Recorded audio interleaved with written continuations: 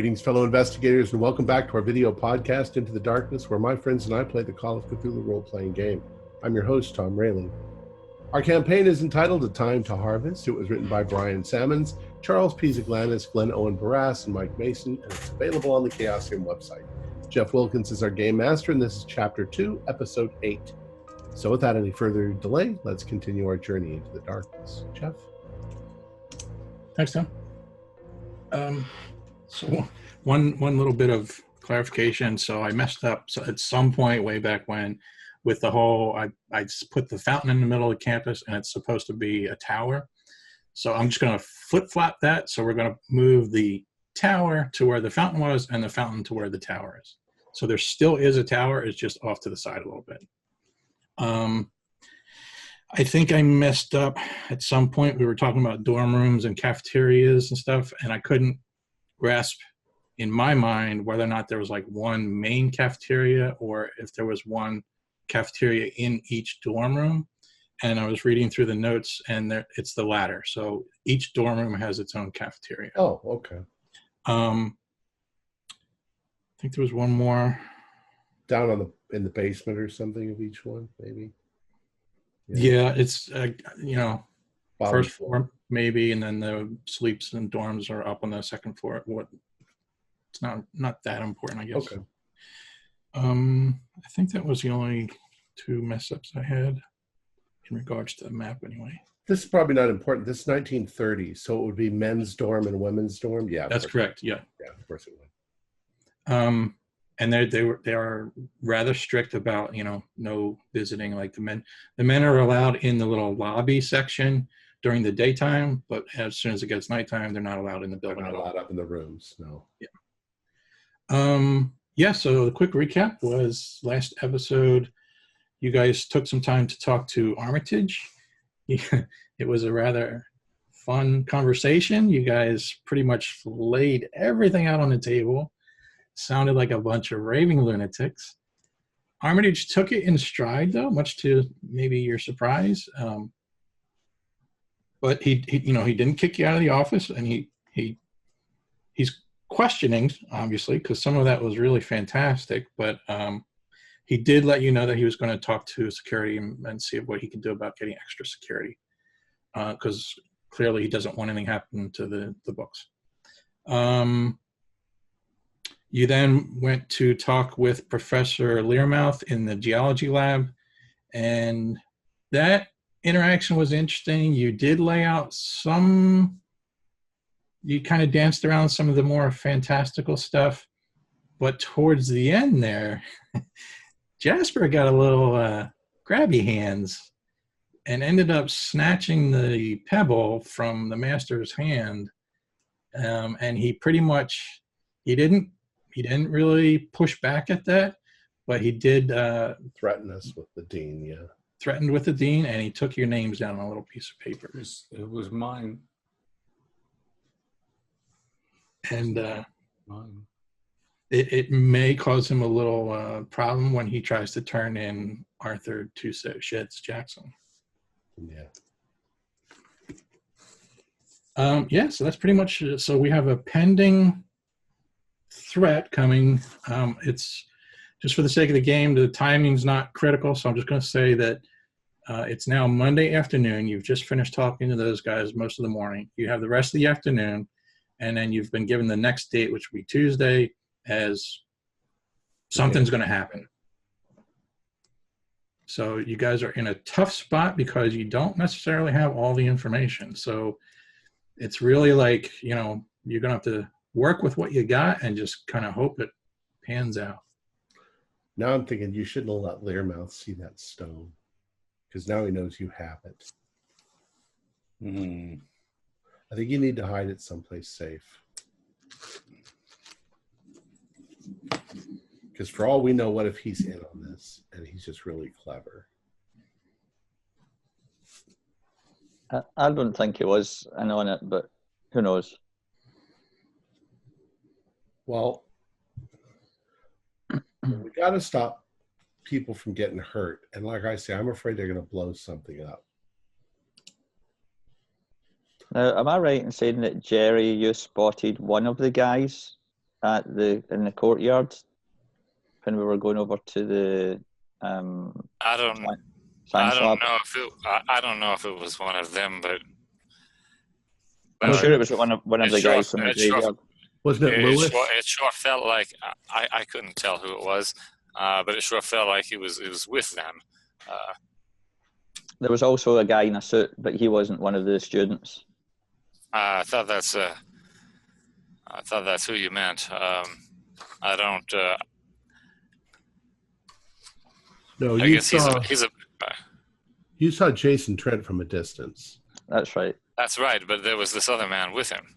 I'm not sure who it was. No, not with him. They're two separate. There was a stranger you saw in a suit. But Jason Trent was the only one that we've seen in the last 24 hours, say. Right. Yeah. Well, I suppose it's all kind of run together. Well, considering our previous thought of taking one of them, I wish we had seized. Well, whichever one has seized Jason when we had the chance. It was probably our last opportunity. Who knows where they even are now? It's true. So we got to decide what we're going to do. I think that we need to stake out both places and be prepared for. What if we talk to Armitage and tell him at least make sure the place is locked up tight and that all of the students are out? You really think thinks he needs more advice from us? Well, no, but I'm thinking if he makes sure that there's nobody in the library, then the only way they can get into the library is from the outside. Oh, I wasn't disagreeing with your suggestion. Just speculating that Armitage probably thinks he knows best how to protect his books. I think he probably does, Jerry. I think you're right. But I think also maybe Tug, if we were going to watch both places, Tug, if you wanted to watch the library, we could go in the library and stake out the library overnight or tomorrow. If it's going to be tomorrow. So you think we should hide in the library? Well, could do. I've got a gun. Well, I'd like to get another. I don't think I'm inclined to try and take a rifle into the library, but I think the shop should still be open. I'm with you on that, Danny. I'd be inclined to spend the night in the library as long as I was properly armed. The only thing is if you shoot somebody, you're going to jail. Are we allowed to have guns on campus? No. So I don't think No school would ever allow you to have guns on campus. Well, while you're I mean, my first thought is that I was going to find out where they park their cars, and I thought I might take my pocket knife with me and slash their tires. Slash their tires. Or you could put some sand in the engine or something like that. Well, that's a good idea. Sugar is meant to be. Then they don't see the damage until they try and start the car. How are you going to make sure you know whose car is whose? Well, I can just ask around, and I'll ask the engineering students. They always take notice of people's cars. They know who drives what. Jeff, would it be feasible that we would know any of their vehicles, or did we not really know them that well enough to know maybe what they were driving? I'd probably know what car Higgins had, if he had a car.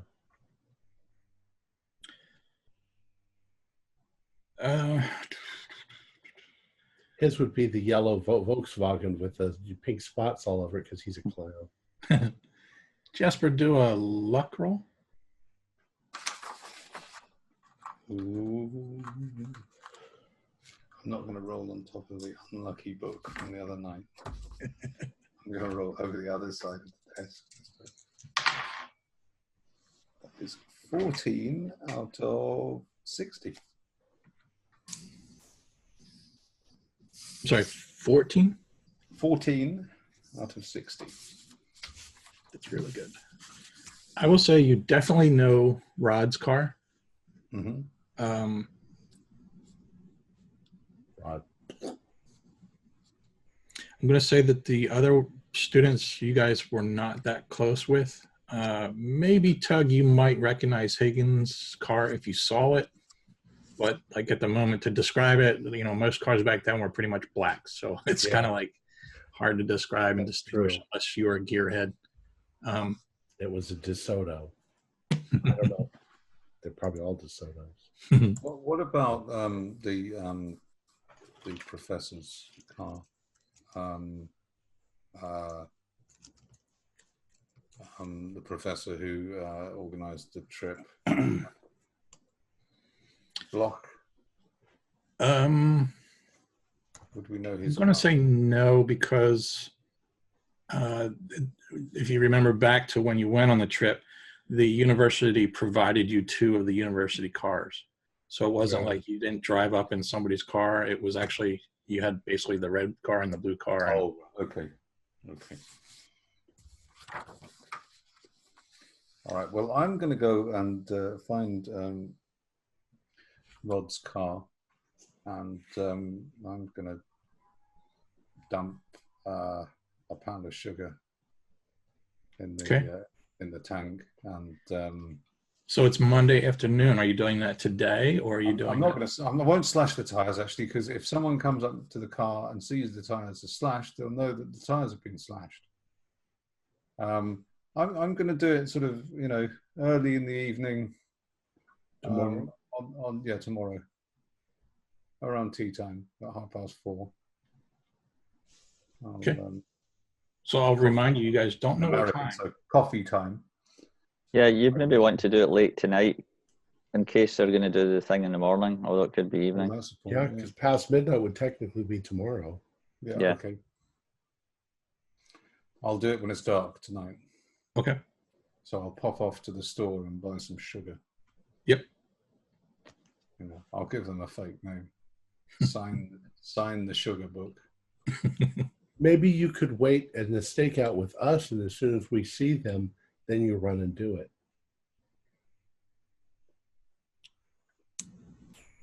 Because if it's 2 a.m, the only cars in the parking lot are going to be theirs.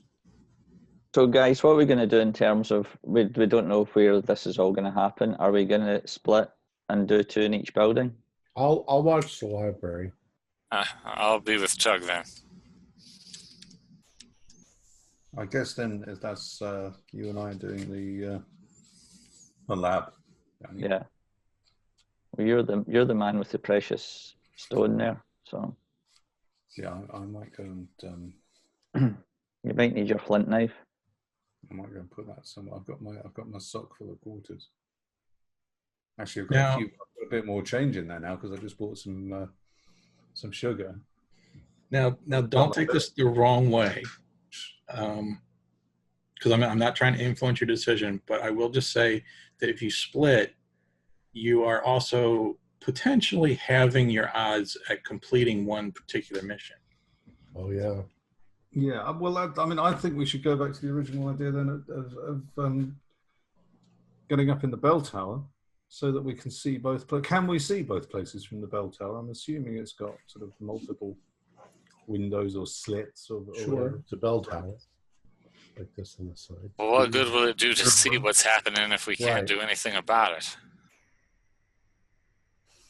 I was thinking going up to the building, and by the time by the time we see where they're heading, we can get down. It's not like it's only like it's not like it's sort of 150 feet tall or something. It's just like a couple of stories. The bell tower. No, actually, I was just reading it in the notes tonight. It's 8 stories. 8 stories. It's the tallest building south of the river. Ridiculous. Why would they want to do that? Well, we don't have to go all the way up, though, do we? That's true. Okay, here's what I'm thinking. If we're talking about protecting something, you're talking about a handful of rocks that really, at the moment, have no particular value. I mean, they're harder than diamond, but value. A library full of rare and priceless books. Well, if we're choosing one or the other, that seems like an obvious choice. They could obviously do far more damage to the books than they could do to the lab. Do you think it's the lab they're after or the professor? Well, that's That's an idea that Danny told me, but I don't know what he's talking about. Brains, Tug, brains. Yeah, but you keep bringing that up, and I don't know what you're talking about. Why would Yeah, you do that? Rod, or whoever Rod is up in the graveyard, told us that, or told me, or said that the brains had been swapped. And we still don't know whether it's the mind, the brain, or what. But obviously, there's some kind of switch happening. Even so, the Professor Learman seems, well, to put it frankly, more replaceable than most of those books probably are. So I'd still choose the library. Well, that's what Danny said. He thought maybe that's just... Well, you remember last time we were talking to Armitage, and they were looking at all these different books, but Armitage told us that that one of the rare books, somebody tried to take it out and he stopped it happening. So I'm with you guys. I think we should do the library, and hope we're not wrong. All right, so let's do this. Monday afternoon, you've got the sugar idea, so whatever needs to be done, go out and buy sugar, whatever. Jeff, while we're shopping, I would like to go back to the gun shop. Jerry only has rifles. He's never had a pistol, so I'd like to buy one and get not tons of ammunition.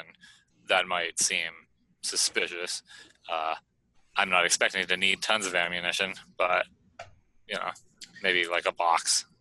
Okay. I mean, Danny's been carrying around a concealed weapon that's not allowed on campus for quite a while, so I think Jerry is starting to feel a little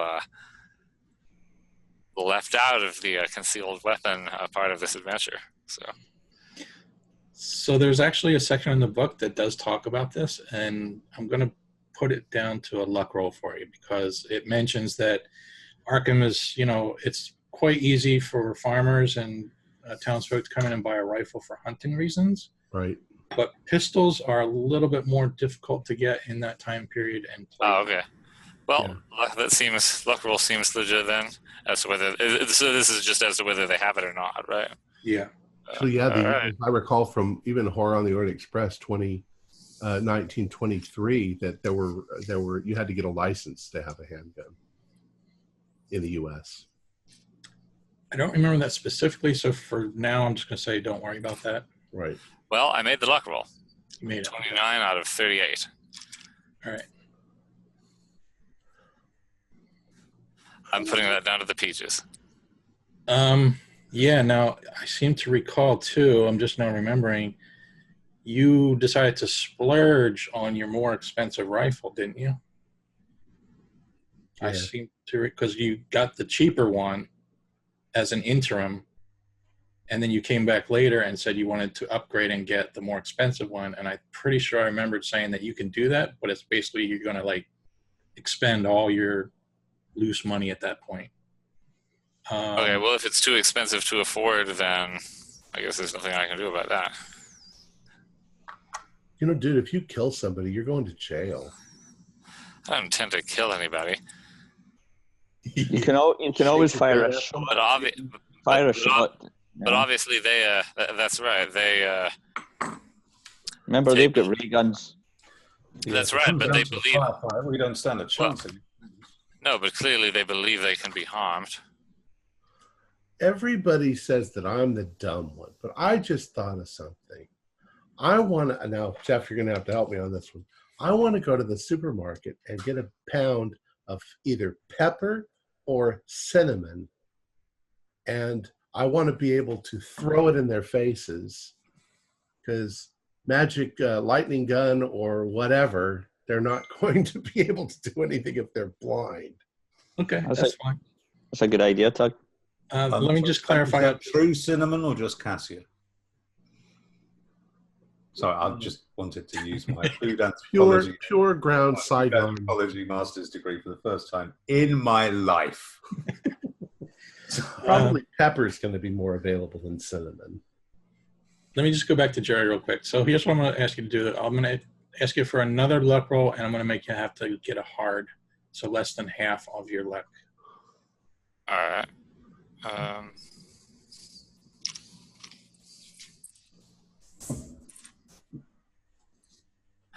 No, not Okay. even close.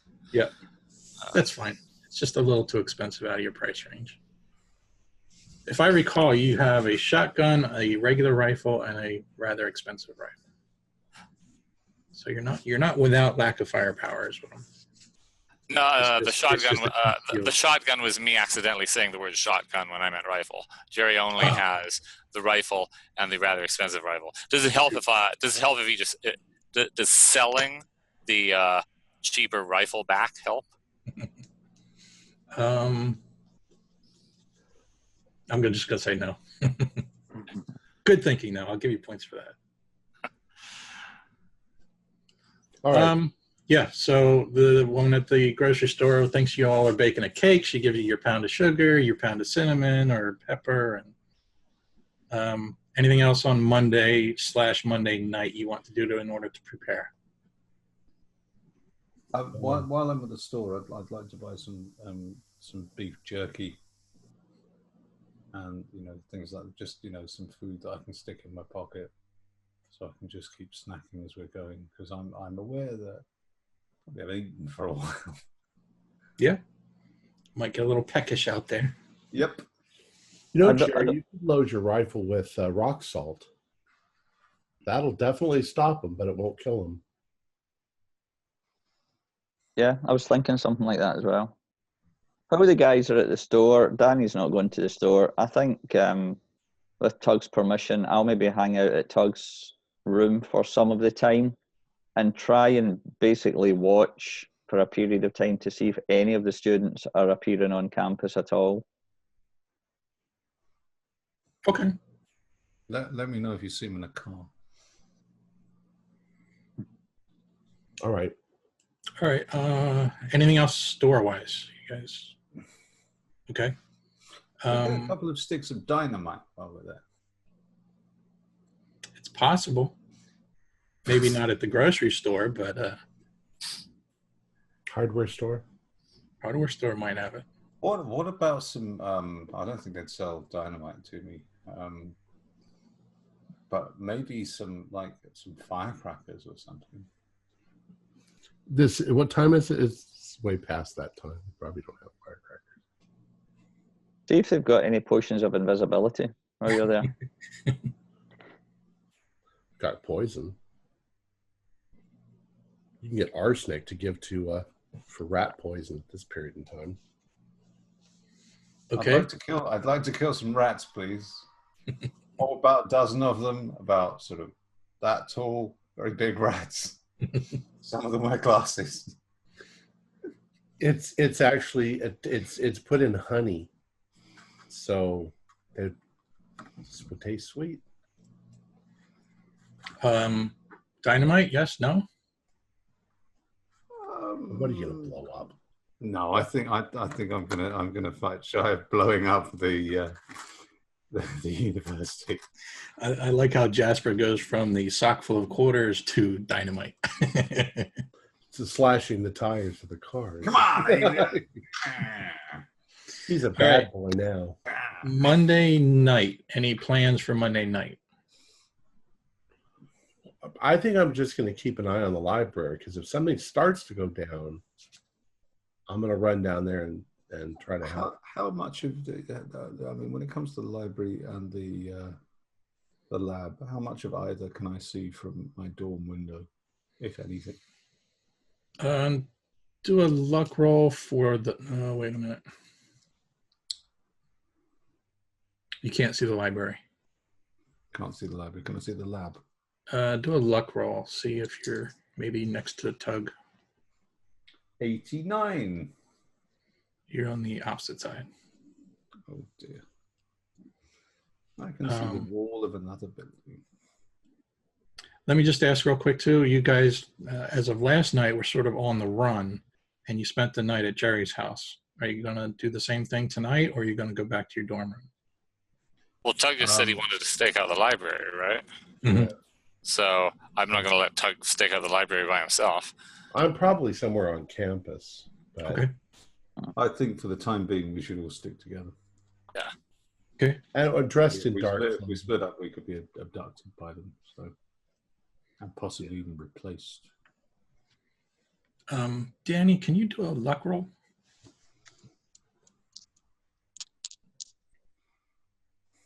Yeah, pass. Pass. So at some point, your room's right in the same building as Tug's. So at some point you stop into your room and, get a couple supplies or last minute items. And you notice another handwritten note's been slid under your door. Yeah, okay. So check that out. Check that out. And it's the same handwriting. You still don't recognize whose handwriting it is. But there's a message there that says that trying to think of the wording, but it basically says to the point where I think I overheard them talking, and it's probably going to happen at night. And then it's just signed a friend.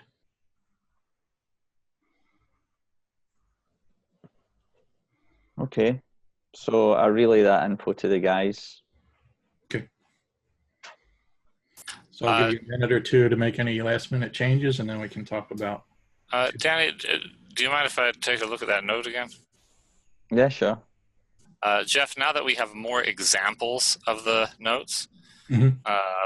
Is it possible to have any chance of recognizing the handwriting? I'm going to say no. Okay. Does it look like it's written by the same hand? Yes. So we've got a friend somewhere. Or it's something that's meant to distract us because they know we're involved. No, but the first note said something like, watch your back, you're in danger. So that, yeah. All right. So Monday night comes and pretty much goes. You have a hard time. Well, maybe not. You're kind of wired at this point. Something big's going to happen. So you're amped up on caffeine and you're spending the night looking out the windows, maybe taking shifts. But sadly, nothing really happens. You don't really see anything. So dawn rolls around. It's a nice morning. What do you want to do? We can simply just fast forward time if you want. Well, Mick, you've told us, or Jasper, you've told us that the note says nighttime. Yeah, that does. Yeah, Danny got the note. Well, then, I guess, Do we go and see Armitage and tell him we want to help and we're going to stake out the library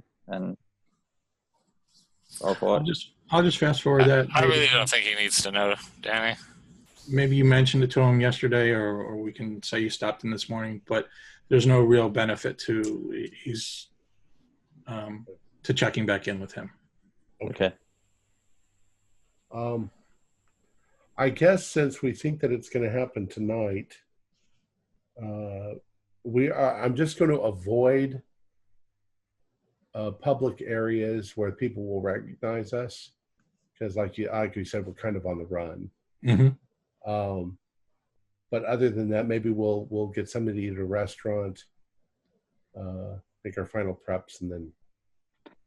I think I know the answer to this, but how about in the morning? You know how they used to meet at the square and then separate? I'm guessing if any of us get up early in the morning that morning that they don't show up. Correct. Well, I think Jerry at least would be up because he was planning to watch to see if they. Yeah, I'm always up too. So. Yeah.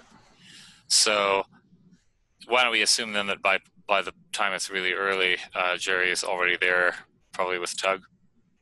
Sure. Yeah. Yep. All right. All right. So nothing happened last night. Okay. So you guys are pretty much staying close to Tug's room. Is that fair to say? Mm-hmm. I'll just. Do you want to revisit the tower idea? Or you're content to be in Tug's? Well, maybe we spend some time up in the tower just to keep an eye out, knowing that nothing's going to happen. But right, now that we know it's supposedly going to happen at night, I'd be interested in going up in the tower just to Maybe we slept up there. look out and see what's going on. Maybe we spot somebody. Maybe we notice something we didn't notice before. I'm not sure. Jerry's probably never been up in the tower just to look at the campus from a high place. So it might be worth looking just to see if we notice something that stands out. Diners seem like a good idea, though, from what we said earlier on, like sort of just eating in diners and just trying to spend as little time as possible. We don't want people to see us. Yeah, that's a good idea. But at the same time, if at any point we catch a glimpse of one of them, then it's time to start following them, I think. Yeah. Right. Okay. Speaking of which,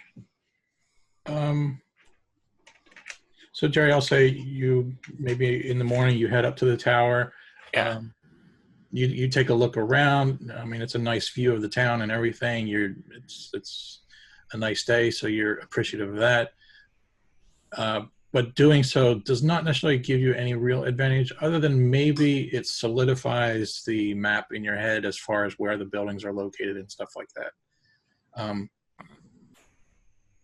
You know, it kind of gives you that bird's eye view. So Okay. that may be useful. But then it's fair to say then you'll come back down and rejoin the group? Yeah. Okay. All right. So you guys are sort of holed up then in Tug's room. You're taking shifts. You're looking out the windows. You know, a little bit on the squirrely side. Today's a big day.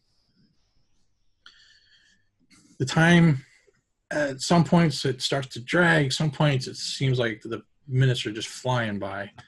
Mostly the dragging though. You know, you kept checking your watch. You're sitting there all day long. You know, maybe something's going to happen, but you don't know. So could everybody do a spot hidden, please? Ooh, 08. Whoa. 21, which is hard. I failed. Okay. Fail. Right around 3:30 in the afternoon, Tug and Jasper, you notice Clarissa and Noakes together.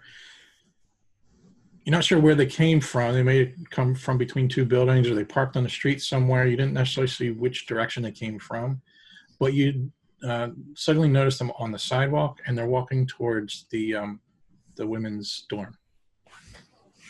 Dude, there they are. Guys, Wait. guys. What?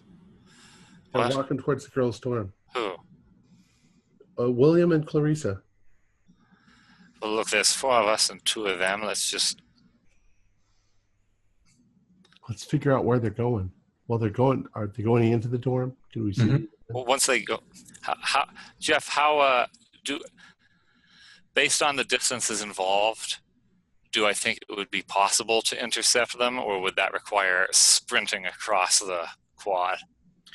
By the time you realize they're actually going into the building, it's too late to intercept. Yeah. So the chances are, guys, that this is them starting to meet up now. But wait, Yeah. did you say they were, Tug, did you say they were headed into the women's dorm? Yeah. Yeah, so it's like Well, they're not going then- upstairs. We That's could right. report that a guy's just gone into the women's dorm. Yeah, but Well- he can go into the women's dorm as long as he stays on the bottom floor. But that Okay. means that we know he's on the bottom floor, and he must stay there.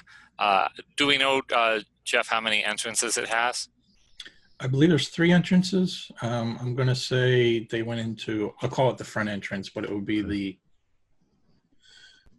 western entrance, western side of the building. Well, wait, what if? Oh, guys, this might be our Oh. opportunity. What if we see the others go in there now? Let's keep an eye out, and if they all go in, then we can trap them in there. By each taking an exit? Oh, we can just go in and trap them in there. We can tie them up. So I don't know. is that that's the Dorothy Upman Hall, is it? Correct. Letter C on the map if you're looking at it. Okay. Wait, sorry, not letter C. That weird, yeah. Was that Greek? Looks like Greek to me. Oh, It all looks like Greek to me. You guys are in the letter Y, Greek letter Y? The one closest to the fountain in the middle of the quad. But listen, why don't two of us put ourselves somewhere toward the front entrance where we can watch? The other two split off to the other two side entrances. Then we'll see who's coming and going. And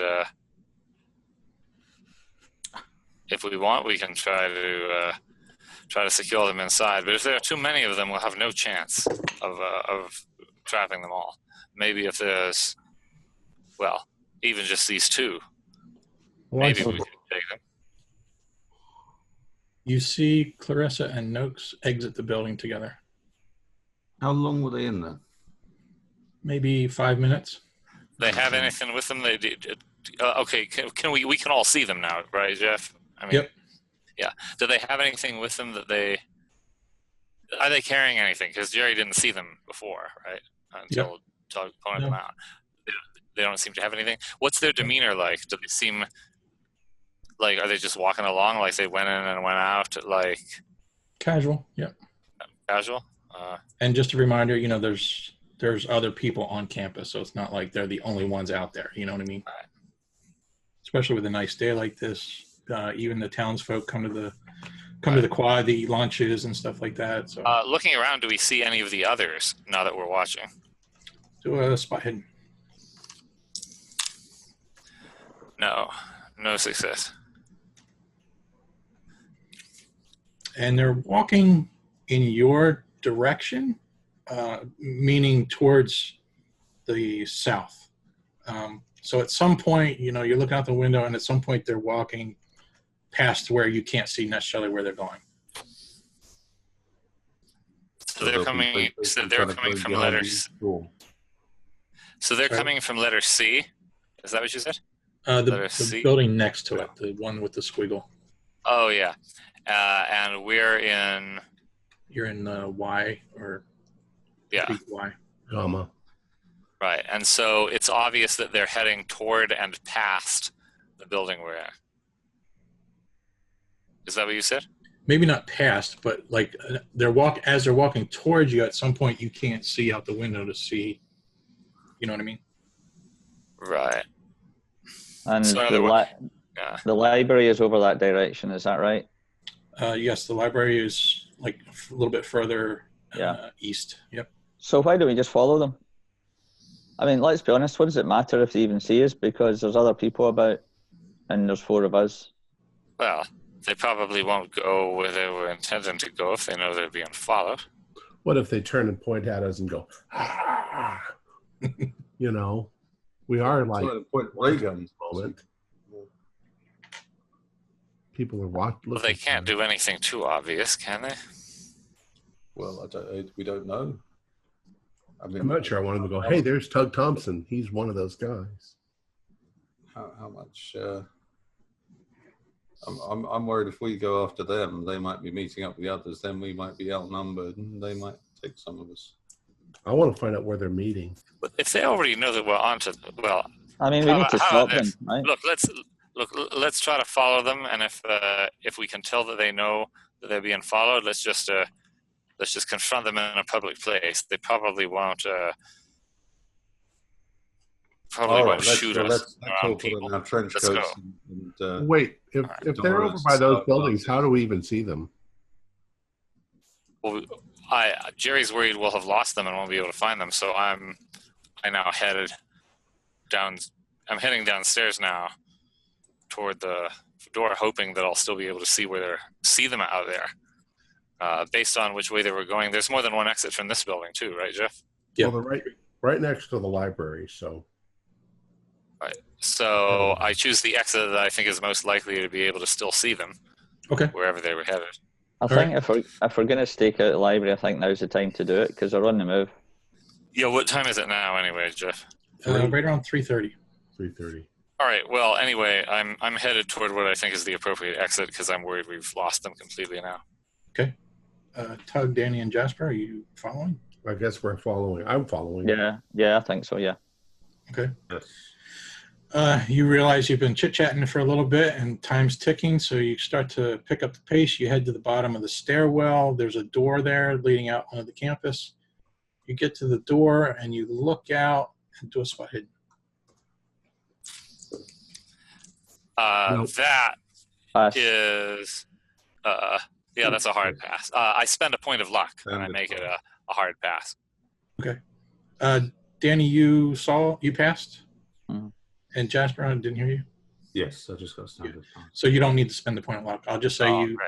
you catch the tail end of their coats just as they're walking into the dorm directly across from your dorm. Which dorm is that then? The one with the little funny 8S. No, but I mean, what kind of dorm? That's Delta. East Dorm. That's the East dorm, and I don't remember which is which, but one of them is the lower classman, one is the upperclassman. Is it male or female? Male. Okay. What are they doing going into the dorms? I think they're either they're either collecting stuff, weapons, whatever, I don't know, or they're meeting up. Yeah, but they're going in one dorm and out. All right.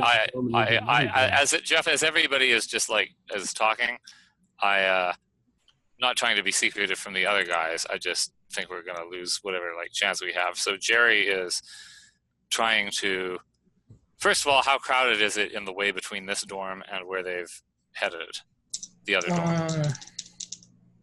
There are 8 people in you're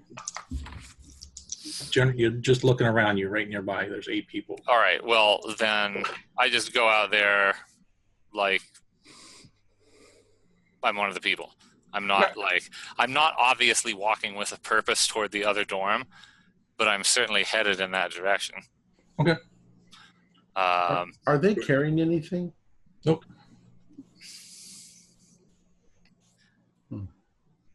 Right. But as I go out there, I say, she could be by her. Now, Jeff, do the men's dorms have the same rules?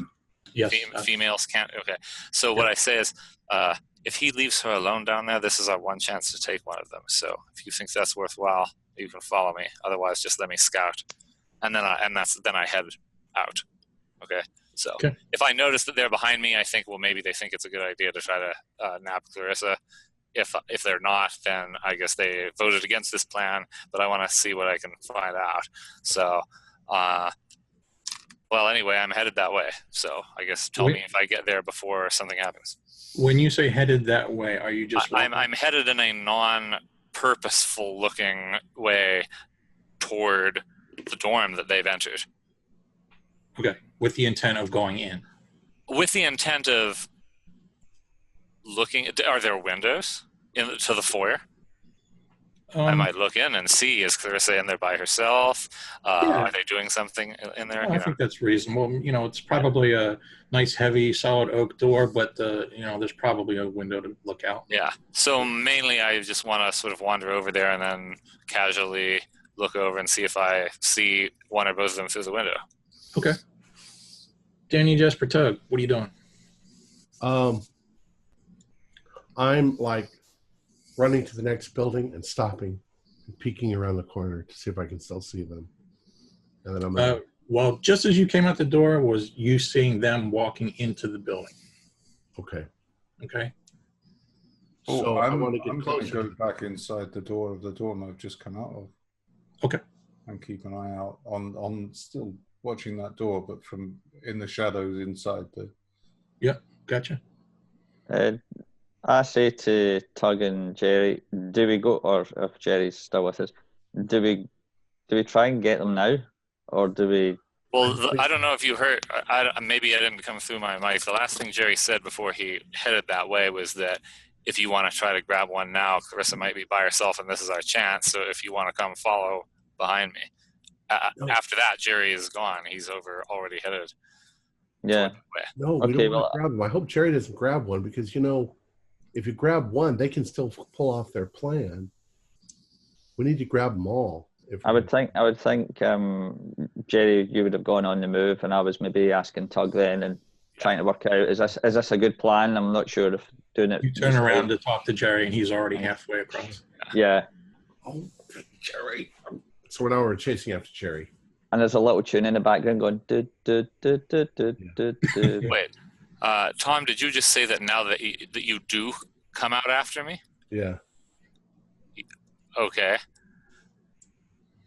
And I will just remind you, there was 8 people in that, right in that section. Right. So if you're going to kidnap somebody, you're going to kidnap them in front of 8 people. So, all right, Jerry, you get to the door. Do a spot hidden for me. No.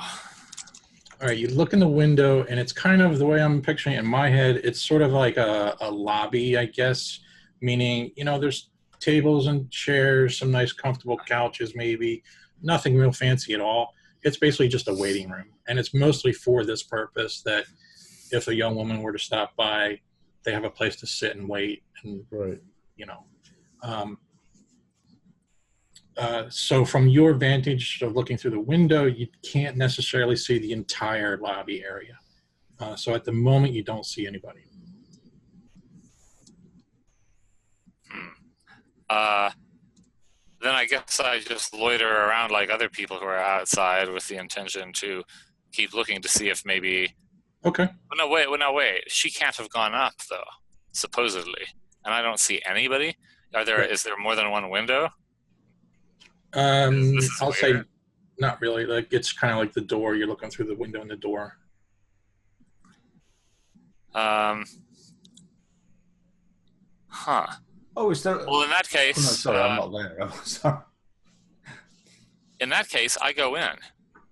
Okay. If I don't see anybody... and now, are these other exits out of the lobby, though, or are they exits out of other parts of the building?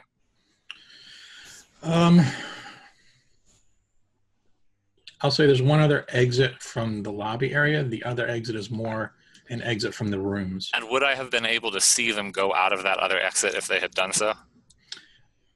No, you lost visual. So I couldn't see the other exit from right where I was. Right. So they could have gone in and gone out the other exit. Right. Damn. Well, they could I guess have gone upstairs. Right, which they obviously technically shouldn't do, but I guess you shouldn't also steal people's brains. So I go ahead and go in. You're going in. Yeah. Danny and Tug, you're about 10 steps behind him. Are you following him in? No, but I'll go up to the window like he did and look inside. Okay. Danny? Okay, Danny's getting a bit confused now as to what we should be doing, because it all seem to, it's naturally kind of going a wee bit awry. So Danny kind of quickens his pace, gets up to Tug and says, I'm going to get Jasper.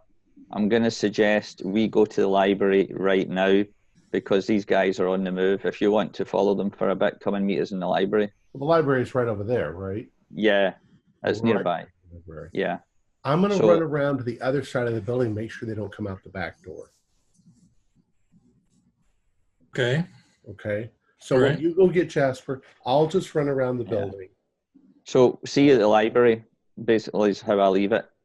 How big is the perimeter of this building? Is it a big building? It's got to be fairly big size, yeah. And you said, well, there's a lobby in the front. What's in the back? Is it storerooms, or is that where the cafeteria is? Cafeteria is on the first floor. The lobby is, I'm just picturing it in my mind, it's maybe like 30 by 50. You know, it's a fairly large room. So if I've looked in the lobby window, but now I'm running around to the other side of the building. Does the cafeteria have windows as well? Sure, yeah. Okay. So I'll peek in the cafeteria to see if I see anything in there too. Okay. And there's probably other students in there eating. Maybe they're just in here to eat. Yeah, 3:30. Could be there for a late lunch. Do a spot hidden.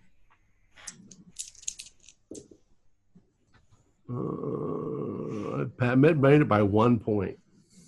Okay, not a hard? No. Okay, I was looking for a hard. Yeah, no. Yeah, you're half running, you're half looking, and don't quite see anything. There's a handful of people in there. Well, then I'm going to get into position where if anybody comes out another door, I'll be able to see it on this side of the building. Okay. Just to be clear, there's the door to the north, which is what I'm picturing as an exit from like the dorm rooms. So that's not necessarily a room that the women would come and go. Right. It's almost like a emergency exit almost. Is that the door, or do you want to go all the way around the other side of the building that's connected to the lobby? Well, I didn't see anybody in the lobby, and I didn't see anybody in the cafeteria. So I'll go to where I can see the door, like you just said. The other side of the building. Yeah, the other side of the building. Okay, so the library is basically right behind you. Okay. Okay. Danny, you run back to get Jasper. Jasper, do you want to join Danny in going to the library, or do you want to? Yeah. So Jasper, the guys are following them. Do you want to come to the library? I told Tug we could meet them at the library because things are obviously happening. What do you think? Yeah, we'll see if we can spot any more of them over there. Good idea. Okay, you guys exit out. You don't see anybody because Tug already just took off. Jerry's inside the building. Danny, which direction, or Jasper, either one, which direction are you going? You going, like you saw Tug run off, so you could follow his direction, or you could go around the other side of the building. There's no doors on that side. I think we should go the College Street route. Okay, yep, the southern side. Yeah. Yep, so you start to make your way around. You see Tug trying to look nonchalant, standing by the door. Looking really suspicious. Roll suspicious. So the library is right in clear view. You can head towards the library. Back to you, Jerry. You get inside, and you kind of like, you walk in, you're not sure what you're looking for them, but just as you like enter the building, there's like a little L shaped into the room, and you see Clarissa sitting in one of the chairs, and she's just, waiting patiently. Is she still wearing pants? Yes. That's a funny question, but yes, I know. Oh, she's stripped. What she's done. Just for the all right, so for the British audience, pants is underwear. But anyway, carry on. I forgot about that. I didn't know that. So I just walk in and because first of all, is it obvious she would have seen me like the way I've come in? Like I'm there and she's there, right? Like it's not like so I can't be high. Okay, so I obviously don't bother trying to look stealthy. Yeah, it's almost like stumble / ran, and then suddenly like she's right there and sitting in the chair. All right. Well, I sit down like right across from her. Okay. And she just gives you a smile. Yeah. She a what? She just gives you a nice smile.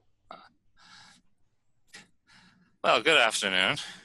You're slightly friendlier than Clarissa was the last time. How would you like to be addressed? I don't have any idea what you're talking about. Same as always, Clarissa. Well, your demeanor certainly isn't the same as always, and I don't think the current circumstances are the same as always. So, I mean, I assume that you're not going to try and pull anything similar to what your colleague did in the graveyard here in the middle of the campus. And, this is maybe your only opportunity to talk to someone who knows only a hint of what's going on, who has a bit more of an open mind than some others who have more extreme reactions. Are you sure you might not like to share something about what's transpiring? Some of my colleagues think you're fit to blow buildings into nothing. Well, I don't, but I have to admit, I'm very curious. And I hope I'm asking polite enough that you won't feel the need to leave me flopping on the floor like a near-to-gutted fish or anything like that. There's a voice coming from behind you now. A young gentleman's voice comes up behind you, and you hear him say, "Clarissa, is this gentleman bothering you?" And she says, "No, Well, no, no." do I recognize the voice? Yeah, as soon as you turn around, it's Noakes, the same guy that she came in with. And she just smiled and she says, "No, no, no, he's fine." And So I look back and I say, "Well, at least you're not pretending that we're more well acquainted than we are." At which point I stand up, not in a hasty, regressive way, just like I'm not just there to talk to Clarissa. So what was is that what this means? I just got zapped? no. Okay. Like he stood up aggressively and he's like, Oh, yeah, karate move. Oh, right. No, nothing like that. Just to be polite, because obviously I'm actually talking to both of them. So as I was saying, no, the intention was not to be a bother, but rather hoping that we might be able to have a more civil conversation. I understand that the previous event was occasioned by what I would think you all would perceive as an act of treachery by someone I suppose was one of your own or something very like that. You see Noakes take out a pocket watch and he looks at it and he's like, "I'm sorry, Clarissa, we really must get going." And she stands up and they start to walk away.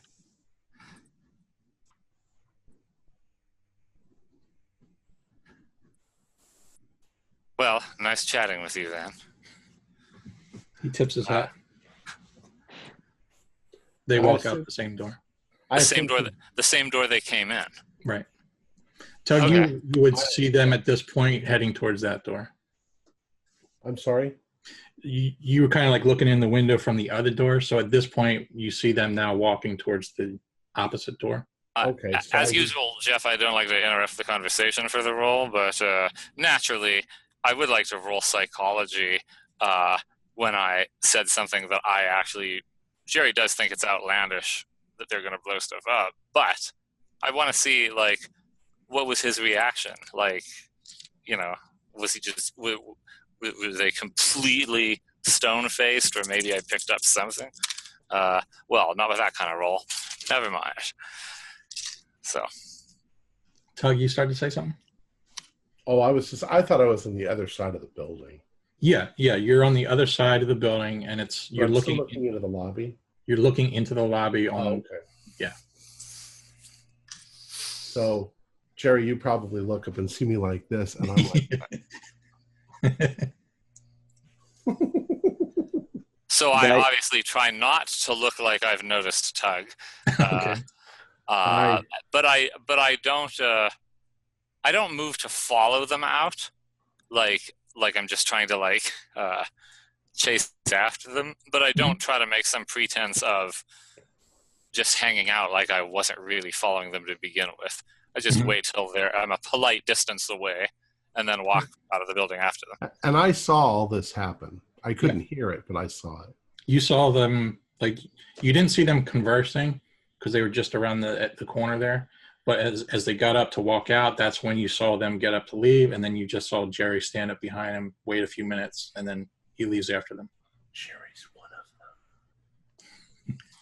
them. I thought it's just struck Danny. Noakes and Clarissa, were they both going to the science lab together? Were they in the same group? Yeah, they're the science lab people. Okay. At least they were originally. Yes. With Harry Higgins. Correct. Okay. So when I see that, I'm going to run around the back side of the building and run quickly towards the library and see if the library's right behind you. Okay. Well, I'm going to just turn around and run towards the library. Okay. If I can find Danny and Yep. Sure. Danny and Jasper, did you go in the library, or are you just lurking out? I think maybe just at the door, or just inside the door, depending on. We don't want to stand obviously outside the door. So if there's maybe essentially a library is a place where you just go to loiter. Yeah, that's true. We could probably get away with that if we were inside as well. So I look around to see if I can find you, and if you're not outside, I'll go inside and look for you. Yeah, we'll just be in the door. Okay. And if you guys see me, I'm like,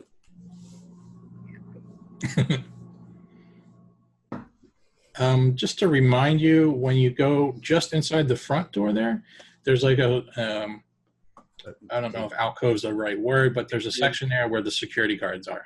okay. And you do notice, Danny, that there's a second security guard there.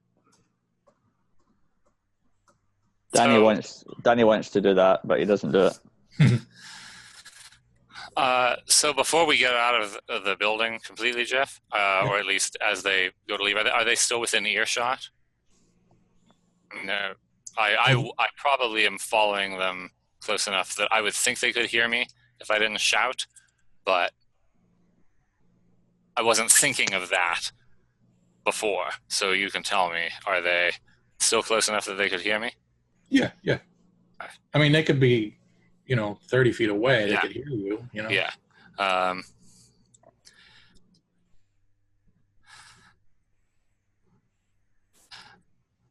So I suppose it's too late then to volunteer as a participant in your experiment then? I just halfway want to see how they react, but obviously Jerry is slightly unhinged, right? I suppose is it a bit too late to volunteer for your experiment then? And Noakes turns around and he just kind of gives you a little tilted head look, and he's like, I have no idea what you're talking about. And he smiles. Well, and he smiles? Okay. Mm-hmm. So I just nod back and I say, well, I appreciate the polite answer then. But I probably just look a little confounded. And I don't seem like I'm following them, but I also walk in a direction that's decidedly not where I thought I saw Tug, like looking really obvious in the window. Okay. trying not to draw attention to Tug either. Okay. All right. But I'll probably head toward the library in a non-obvious way. I might head back the way I came and then circle back around toward the library. Yeah. All right. And they're just basically, they're kind of loitering. They're just sort of, standing there trying to look non-suspicious, the same as you guys. That's interesting. So between the dorm they came out of and the library, they're just standing around? So sorry, the Noakes and Clarissa, they exited the dorm room, and that's where they're loitering. They're just right outside. Yeah. So the library is on the other side of the building now. Okay. And if I understood you correctly, you're just sort of nonchalantly walking now in order to go to the library? Yeah, back the way I came, and then around what would be the shortest way to the library if I had gone back the way I came. Yep, gotcha. All right, give me 1 second. I'm getting some flurry of messages here, so I want to...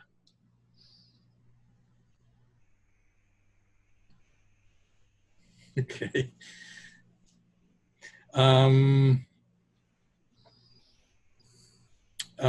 Jerry, you get to the corner of the building and you give one last look back over your shoulder, and they're just standing there.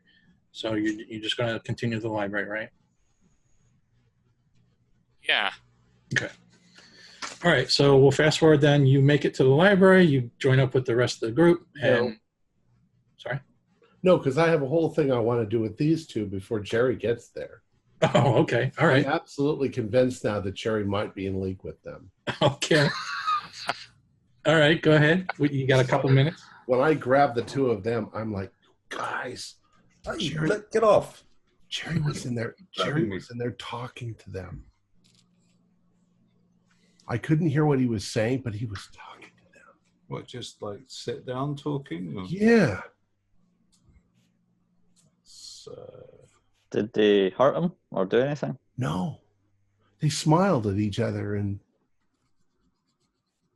I was like, what the fuck? You think he might be one of them? Well, it would explain all the delays and the confusing arguments. Oh, he's just trying to... I can't believe Jerry, though. No, Jerry's always been like that. He's not... Well, he's the only one of us who lives off campus. I mean, they could have got him when he was... back at his digs? I don't know, but I think we got to keep an eye on Jerry. Make sure he's not like a double agent. I rolled a sanity roll and failed. Danny's beginning to feel quite paranoid now. I rolled a sanity. Oh my God, that's really easy for me to do is fail. I failed. Oh, well, if everyone else is doing it, I'm just going to become peer pressure. Isn't that like the very definition of like a contagious insanity? No. Like, I can just picture the eyes going from, wait, no, is he serious? And then each one is starting to register sanity loss.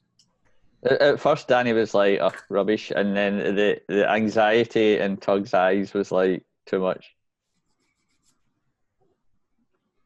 Well, what are we going to do if he's one of them? I mean, Well, everything we tell him, they're going to know everything that we here's the thing: is that he saw me. I know Jerry saw me. He's walking up the steps right now. So when he comes, we've got to. Shh, shh, shh, shh. What happened, Jerry?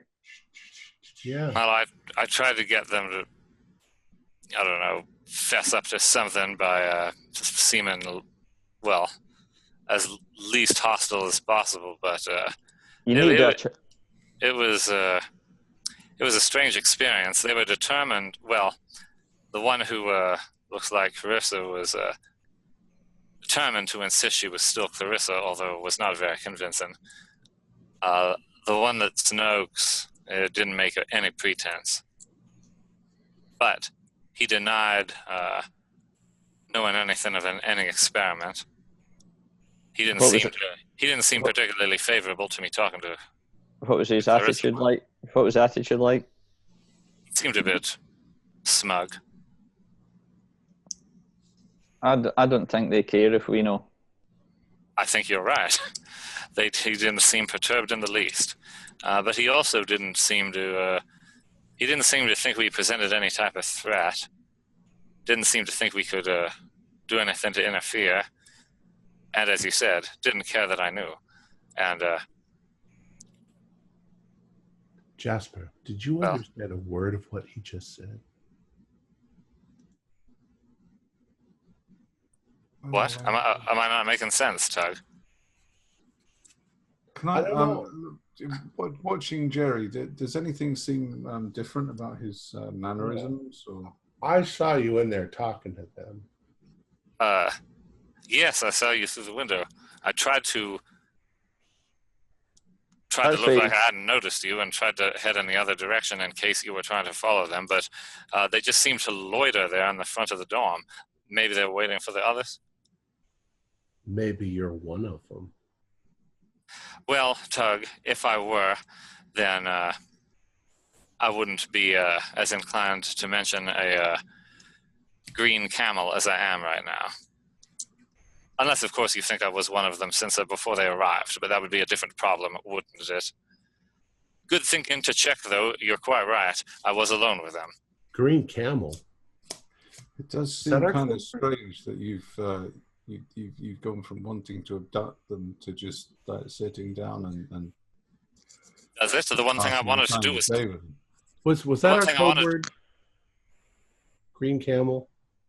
I thought it was bottlenose dromedary. No, that was in another story. The one thing I wanted to do, Jasper, was sit and talk with him. Hang on, the code word was "that's not Volkov." I have no idea what you guys are talking about. Danny has to take another sanity roll. Danny doesn't know what the secret code word was. Danny realizes that Tug is just completely paranoid, and Jerry wouldn't be telling us everything he's telling us, especially the fact that they're being smug. Jerry, why would you tell them that we know everything? I didn't tell them that we knew everything, but obviously when you did. They know we know Tug. They were chasing us out the graveyard. Well, they do now, yeah. They knew we'd met him, but they didn't know how much we told them, but they know how much. They don't know any. I can presume that they know that I think that there's some kind of experiment, so they'll know that Rod, or the one who was Rod, revealed that.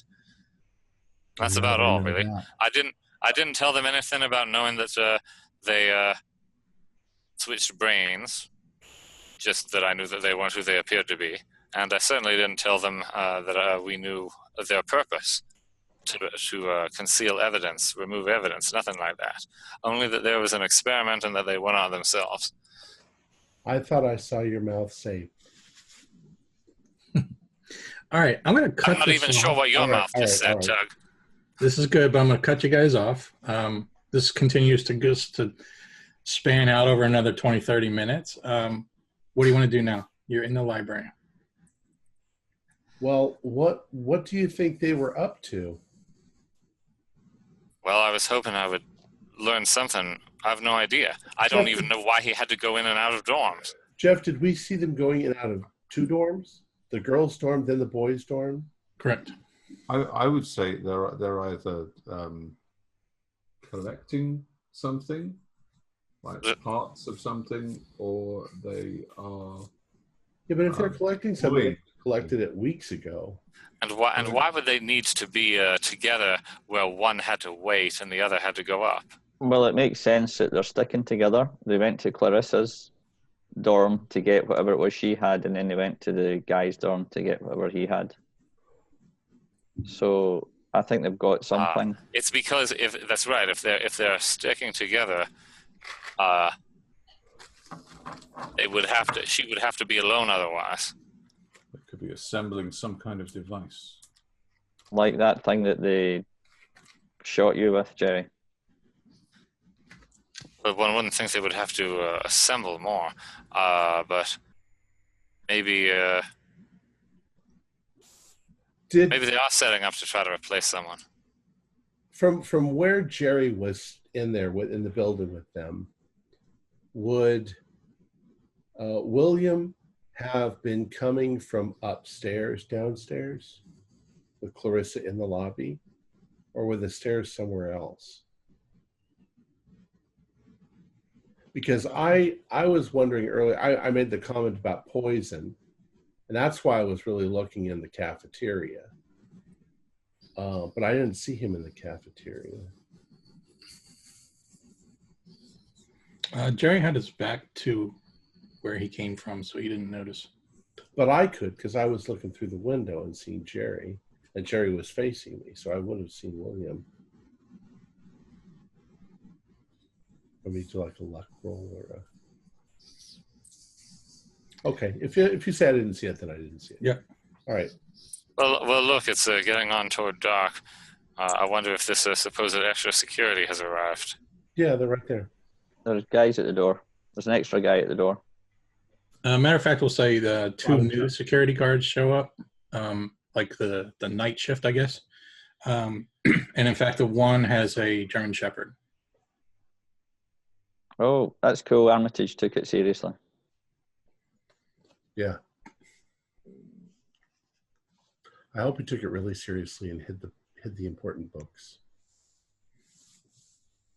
So we'll say it's around 5:30. Okay. Well, I head back down toward the door where the security guys are, Okay. and I look around. Do I see any suspicious, possessed ex-classmates or anyone loitering or men in dark suits or anything of interest? Nope. When are they going to close the library today? Library closes at 9.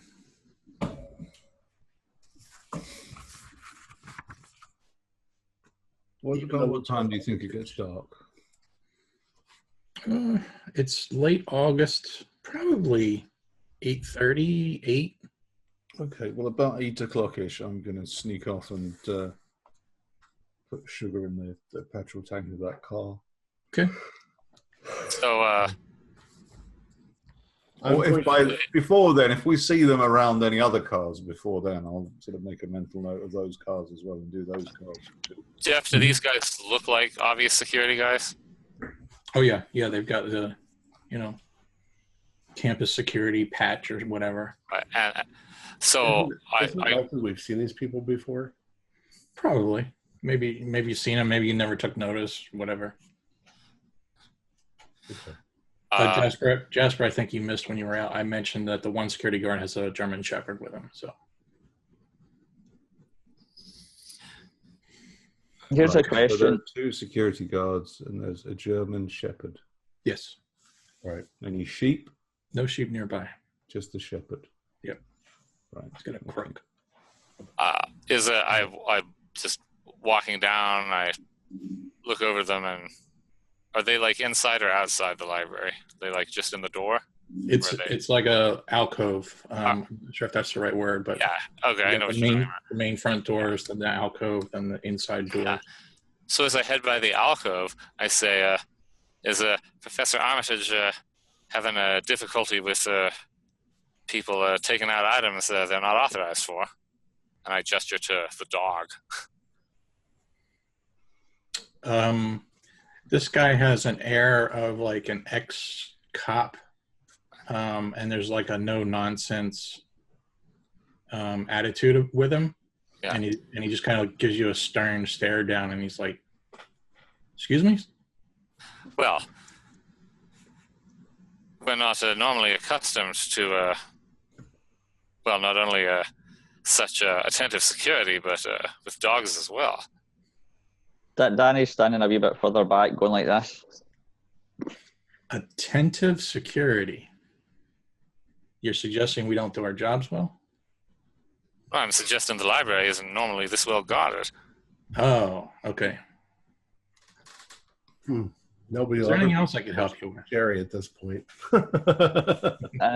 Well, maybe so.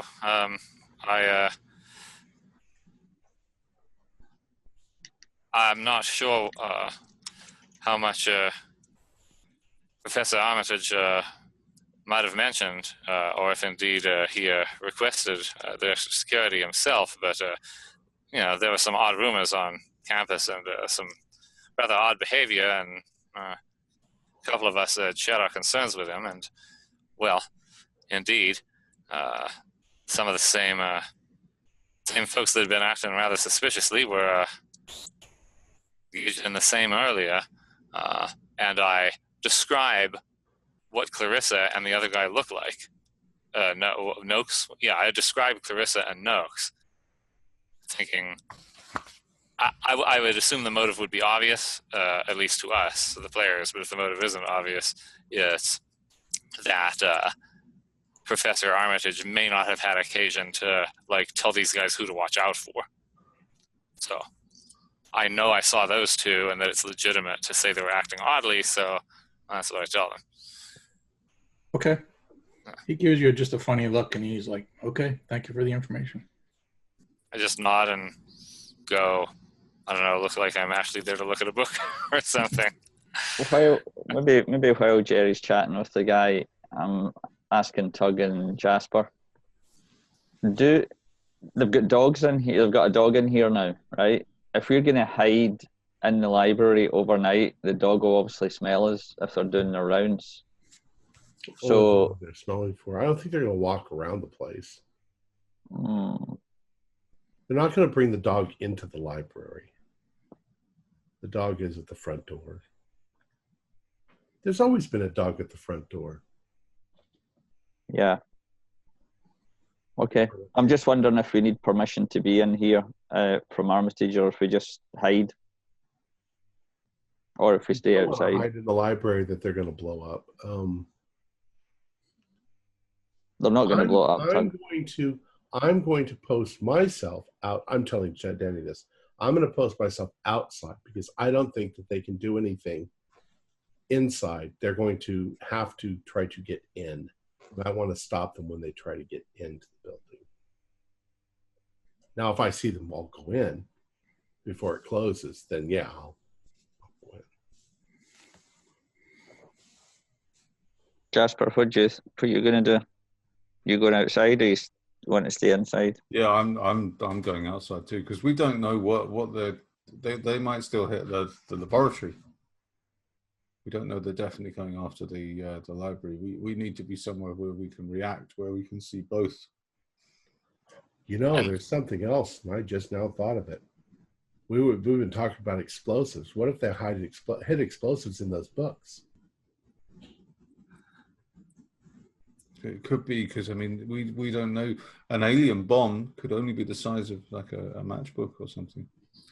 And Jeff, while they're considering the even more horrible possibilities, I'm sort of making rounds through the library, also trying to see if any of them are already in there, right? Maybe some of them are already hiding.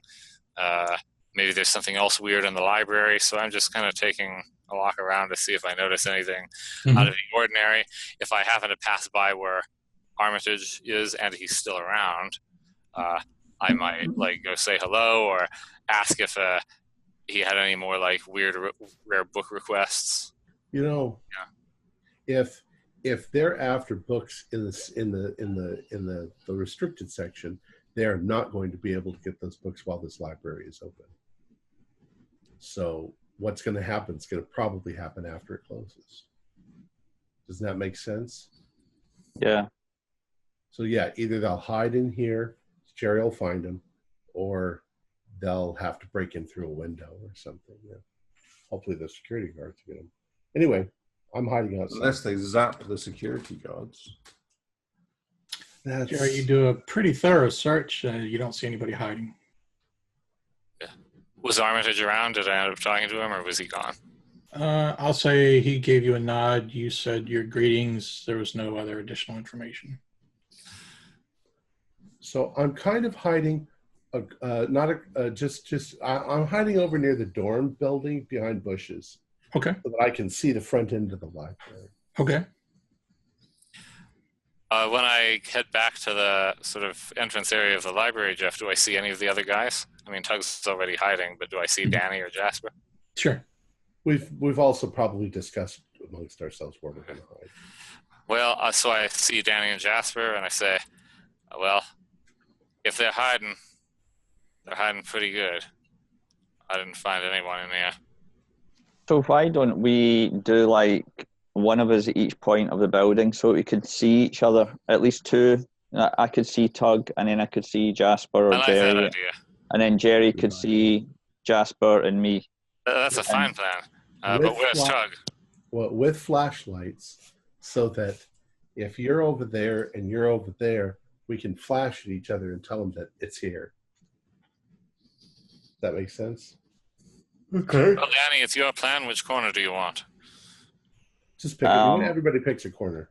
Yeah, anyone. I'll choose whichever corner is near enough to where that car's parked, because I've got to go and do that at some point. All right. So that's at the back. Is it on the street, or is that College Street? There's College Street to the south, I think it is, of the library, and then another street up the side. Yeah, the map unfortunately does not even give a suggestion of parking lots. So I'll just say for the sake of this, Jasper, Rod's car was parked on College Street on the south. Okay, well, just south of the building, yeah. Yeah. And Jeff, my car is parked where it usually is when I'm here, close to where Tug lives. Okay, so that's fine. I guess I'll pick the corner that I think is closest to my car if I really needed to run to my car for. I don't know. I don't really expect to have to go for my rifle, but what if I wanted to drive away? Just to be clear, then your rifle is in your car, right? That's right. Both I'm not walking around. I had. Yeah. Jerry, I had both of them in there. Jerry, get one of your rifles under your jacket, just in case. Well, if I was willing to conceal a pistol, I suppose a rifle is, not any worse legally. So when Danny suggests that, I go get the good rifle, and I'm hoping it's cold enough to justify having to wear a heavier coat. Or put them under your arms and pretend they're crutches, the two of them. I think I'll stick with the first plan. But, your creativity is noted. It's dark at this point, so yeah, it's starting to get dark.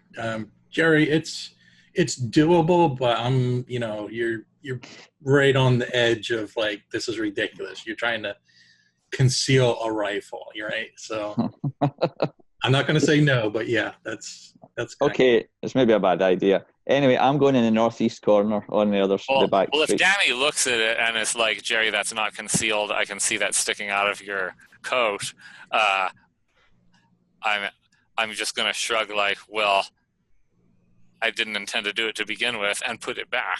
right? If they see me and it's obvious it's not concealed, I'm not going to No, try. I was saying you can do it, but it's just like really, really awkward is what I'm trying to. Okay, so there's an awkwardness factor. Yeah. Okay, well, I'm going to try it then. Okay. Anyway, yeah. In other words, if you try to take off running, you're not going to conceal a rifle and run. I understand, but I'm assuming if I have to run away, I don't care that it looks like a rifle. So, all right. So that's the plan. Okay. All right. It's getting dark. It's starting to get late. Time is starting to drift by again, slower and slower. Is the library closed? Yeah, 9 o'clock comes along. The library closes. You see that the guards kick everybody out as normal. I'm gonna squirrel off at this point and go and dump a pound of sugar in that car. Yeah. Do we see Armitage? Sure, it is the car I intended to do, and not Jerry's car or just some random bystander. Jerry's car is silver and not easily mistaken for the other cars. Silver? What are you, in pictures? Tug, I'll say you saw Armitage. No, that's my brother. I'll say you see Armitage left around 5 o'clock. Oh, okay.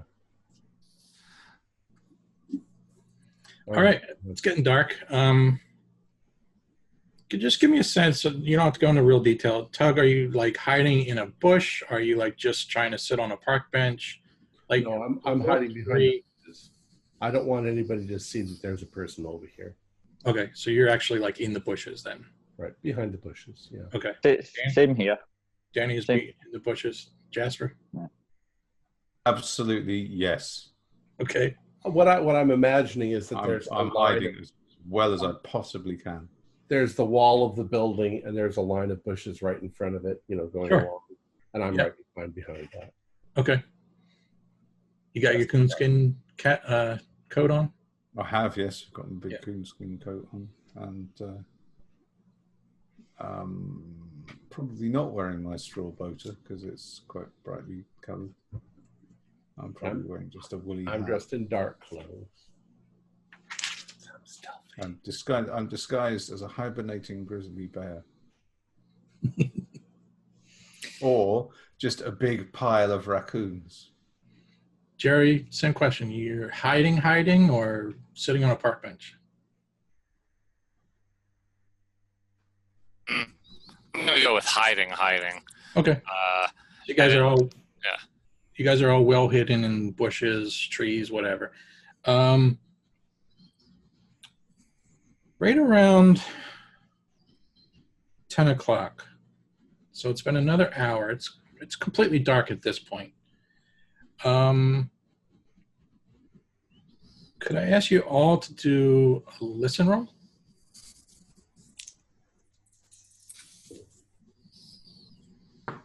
I don't hear anything. I don't hear anything. I hear the atoms banging against my eardrum. It just makes it.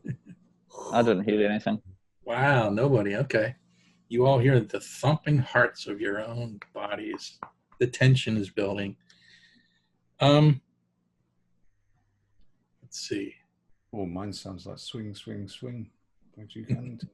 Let's go. Danny, I think you're the closest.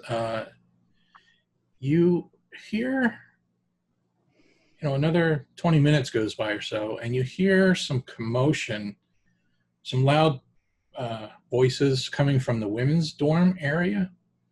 Can't really make out any, you're not sure what's going on, but there's something happening. There's a commotion. Now, the men's dorm it's on my back. Yep.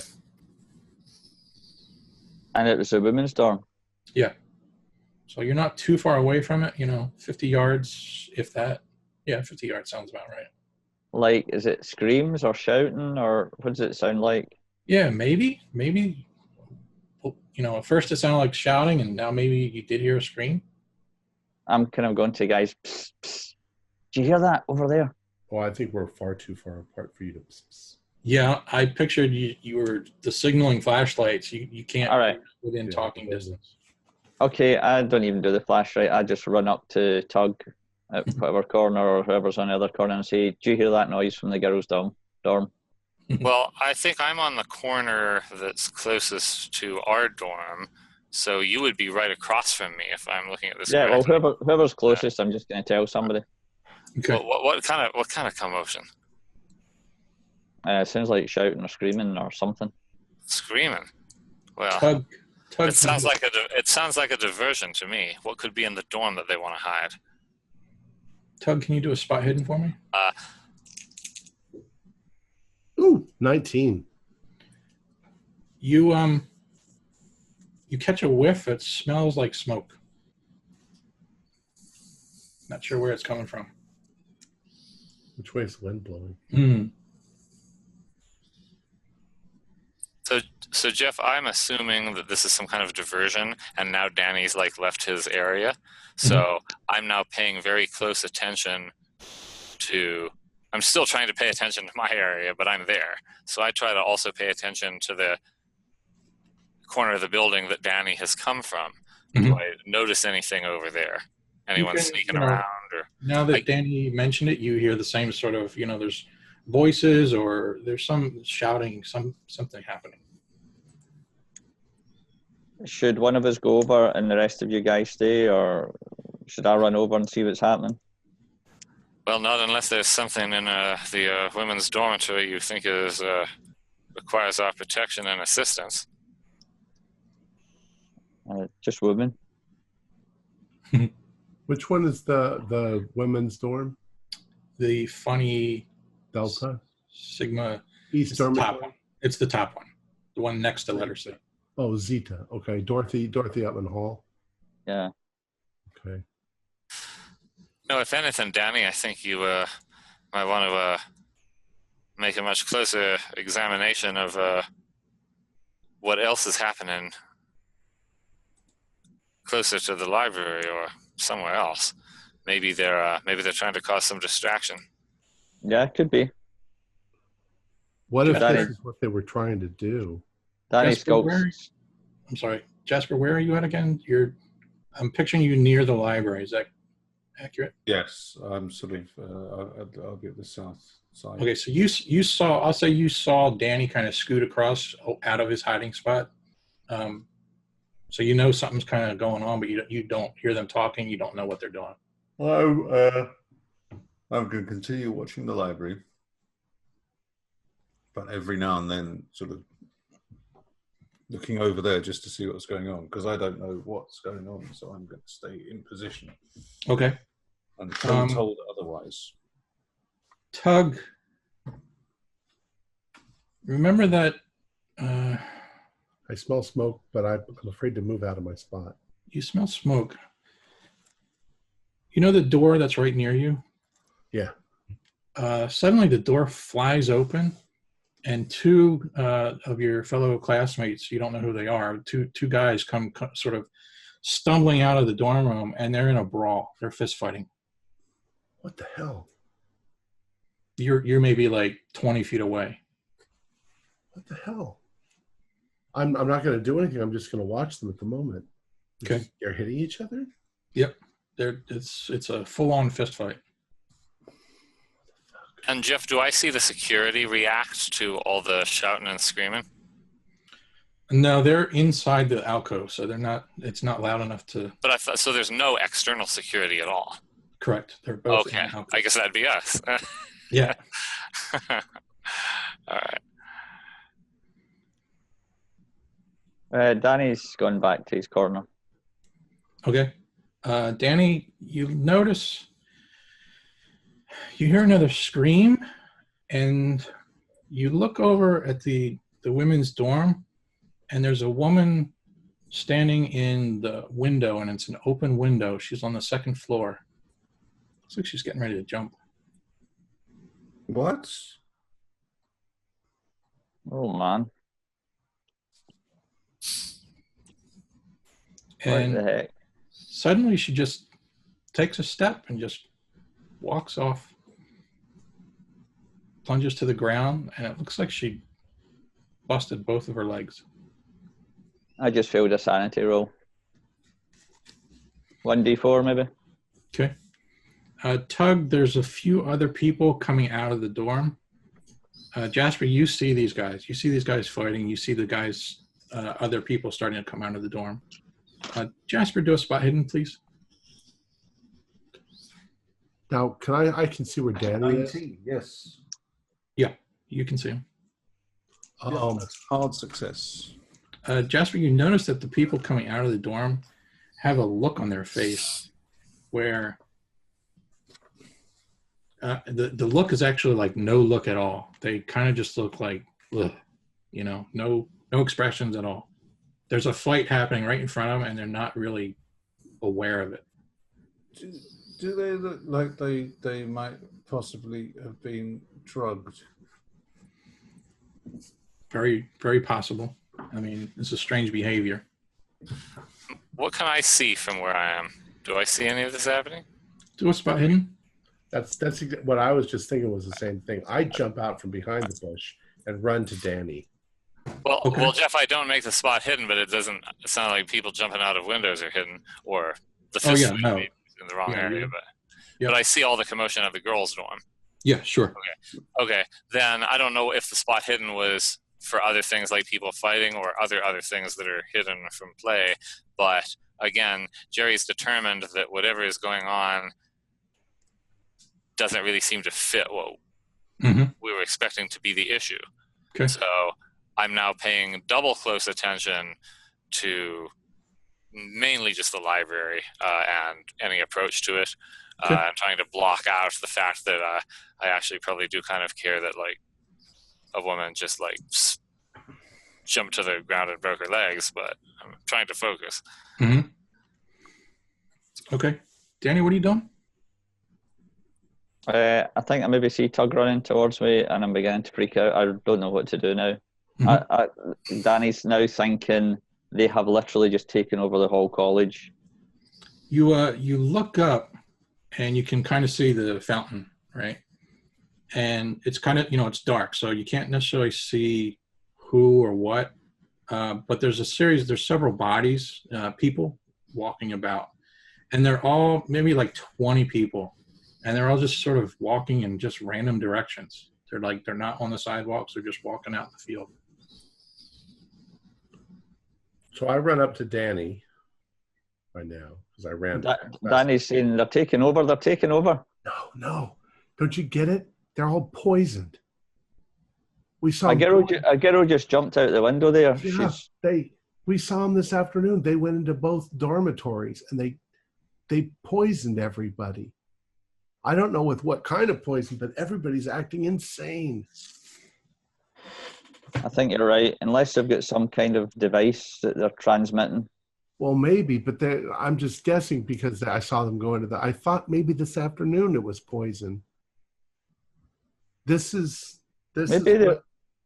they're using that chemical off the stone. Maybe the stone does something. All I was thinking is how do you get an entire school to not notice that you're breaking into a library in the middle of the night? Uh, I don't even know, Tug, if you're doing the right thing. This place is going crazy. That's the distraction. Nobody here will ever, they're probably all going to be dead by the morning. Jasper, you look up from behind the bushes and you see the dean walking down the sidewalk in his underwear. Damn, I wish I had a camera. And I like look over at Jasper and Jerry, and I start running towards them. At this point, you say there's people all over the place walking. They're starting to get I'm going to hunker down because even though he's acting weird, I don't want to be seen skulking in the bushes by the dean. Although it would many just think I was acting weird because everyone else is acting weird, so we can pretty much get away with doing anything right now, can't we? Maybe they put like opium or something or some crazy. I think it's a gas. Well, Yeah, it's but a we- gas Or it's a rave. It hardly matters what it is. What matters is that now we're paying attention to what they've drugged people with instead of paying attention to what's actually going on right here. And then I can look around again. Jeff, I don't know if I have to roll again, but it's like look around, trying to keep your focus, gentlemen. At this point, you all hear sirens in the distance. I'm not actually sure what sirens were like back then, so I don't know if would know if it's a police siren or a fire alarm siren. I'm not sure. but we'll say you actually hear both if there's a distinction. And by the way, can the rest of us smell the smoke yet, or is it too subtle for us? No, you smell it. It's pretty strong at this point. Can we look around and see where it's coming from? I mean, I'm going to ask you for a spot hidden. I'd be interested in trying that if I can. Sure. No, Yeah. no pass. Oh, I got 2. I made it. It was just a regular pass. Jasper, and we'll say Jerry then too, but Jasper definitely, you saw it's actually coming like right above Tug's head. It's on the second floor, but it was like directly above him, so that's why he was looking around. He couldn't see it was actually above him. The second floor of what? It's dormitory. The second floor of the dormitory? Yeah. Okay. Dormitory. But nothing is going on around the library that we can see. Well, the people are now starting to kind of pour out of the dormitory. So now the longer the time goes on, more people are starting to just stumble about. Fistfights are breaking out all over the place for what seems to be no reason at all. Just two people just bump into each other and then they just start swinging. So there's some strange behavior going on, and it's basically starting to break out into chaos. And we got to be careful of those people too, because if they're just insane and crazy, then they're going to attack us too. Correct. So Danny's heeding Jerry's warning. He's kind of going around the kind of side wall of the building to make sure nobody's got into the library in his kind of section. Okay. Someone should check on the lab. I know, that's what I was wondering. Let's see if I do this right. Oh, that scared the shit out of me. So Jeff, does Jerry just shot his foot off with the hidden rifle. Well, Jeff, recalling previous issues with Jerry's lingering aversion to loud noises. Yeah. Right? Yeah. Jerry's first instinct is to want to know exactly where that came from. So we'll have to roll to know that. I'll give it to you. You're in this sort of surrounded by these buildings, so it's kind of hard to pinpoint it, but you're pretty sure it's coming from the science lab. What do we do, guys? Let's run. I just immediately start running towards the science lab. Okay, you and Jerry go run to the science lab. Why don't you? You were already planning to head to the science lab, Jasper. Why don't you? Well, no, I was just suggesting that someone should look at it. I'm securely hunkered down where I am. I haven't moved at all. Well, neither have I. How about you, Danny? You were on the move. Danny does not know what to do. I'm halfway there already. Look, don't let Tug run off by himself to the science lab. Go after him. It's too late. Are you staying? Is Jerry staying? I'll stay here. I've been watching the library this whole time.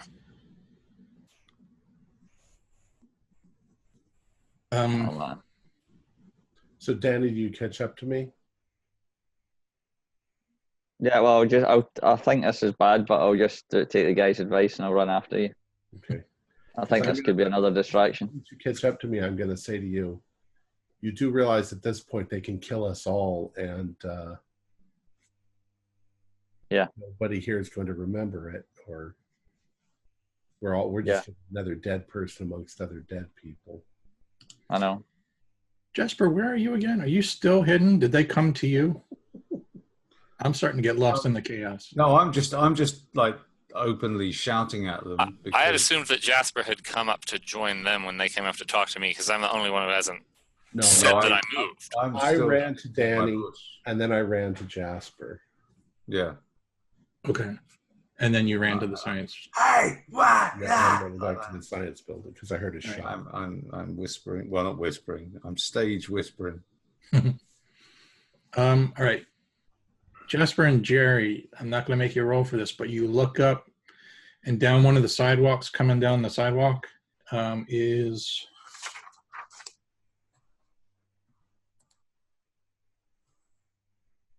Jason Trent.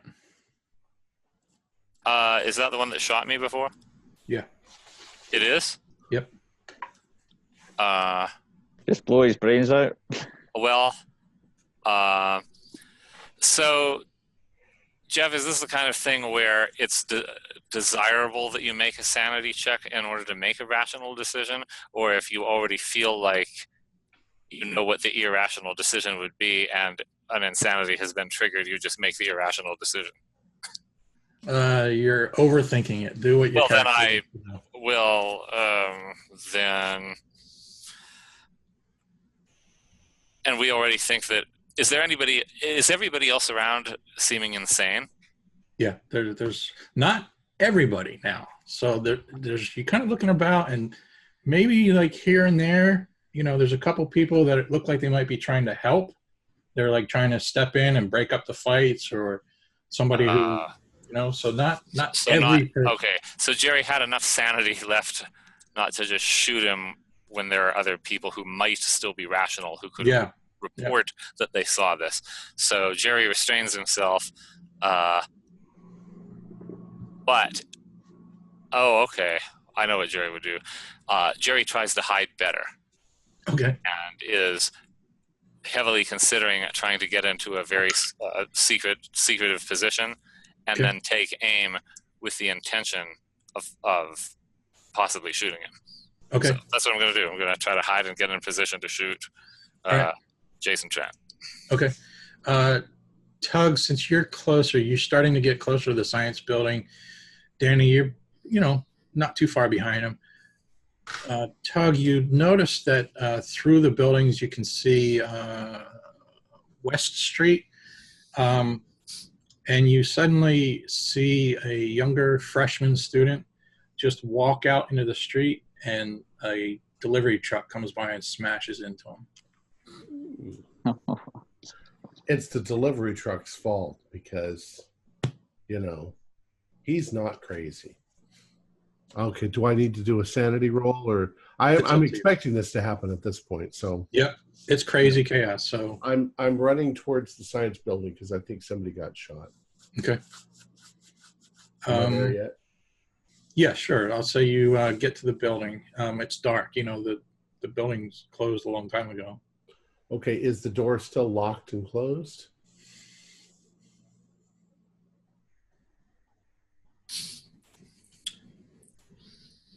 You try the doorknob and it's open. Okay. Does it look like the door's been broken in? Or the lock? No. Okay. But it's dark. Maybe there's nothing going on here.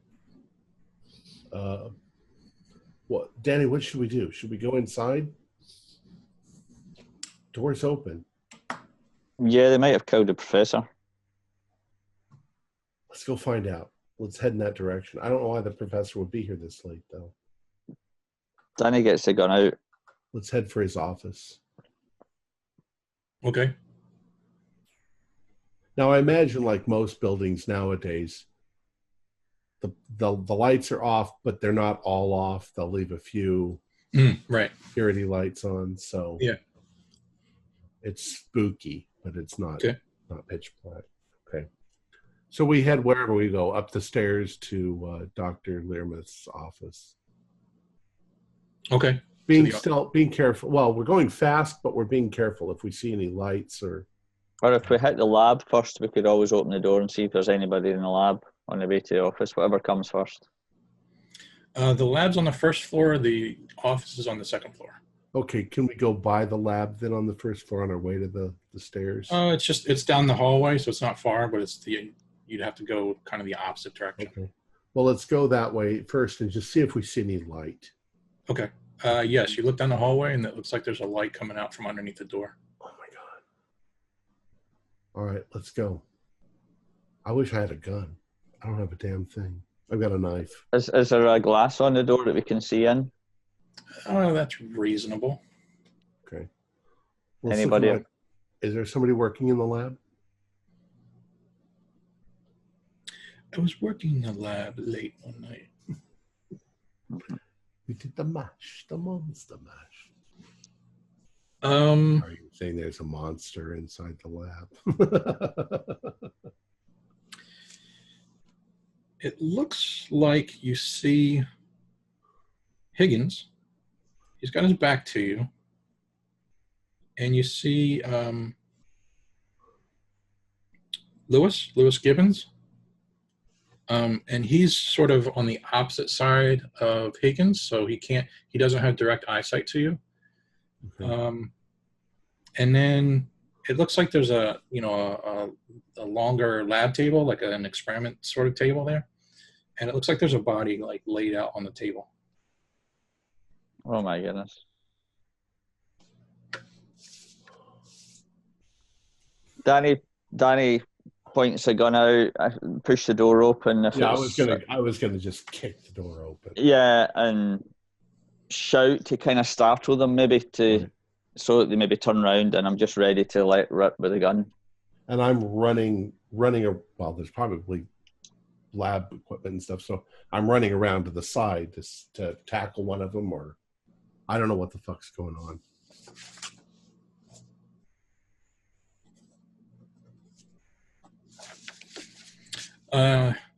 Tug, you kick the door, it bursts open, you go running in. Danny's right on your heels. He's running in, he's got his pistol out, he's starting to wave it in the air. You startle them for sure, they jump. But Tug, you didn't see through the window. There's a third person standing just off to your left, and it's Nukes. Okay. And he's got his hand in his pocket. Well, when I turn to run around, am I running towards him or away from him? I'll give you a split second. You can either run, like there's like a main classroom, Okay. Not a hallway, but an aisle, right between the chairs and the tables. So he's off to your left, and the table where those guys are at are just in front of you. You could barrel into him, you know? Well, the thing that's logical is I could see the guys at the table through the window, so I'm heading towards the guys at the table. Okay. If I see the guy out of the corner of my eye, I've already made my choice, and I'm heading towards the guys at the table. Okay. Danny? So do I see him, or do you want me to do a spot hidden to see if I notice him? Because I want to... No, same thing. You kind of barge in right away, too, and in that instant, you see he's standing right there to the left. Okay, I swing the gun to him immediately, and I said, hands up, and I'm just ready to shoot. Okay. My fingers light on the trigger, ready to just fire. Okay.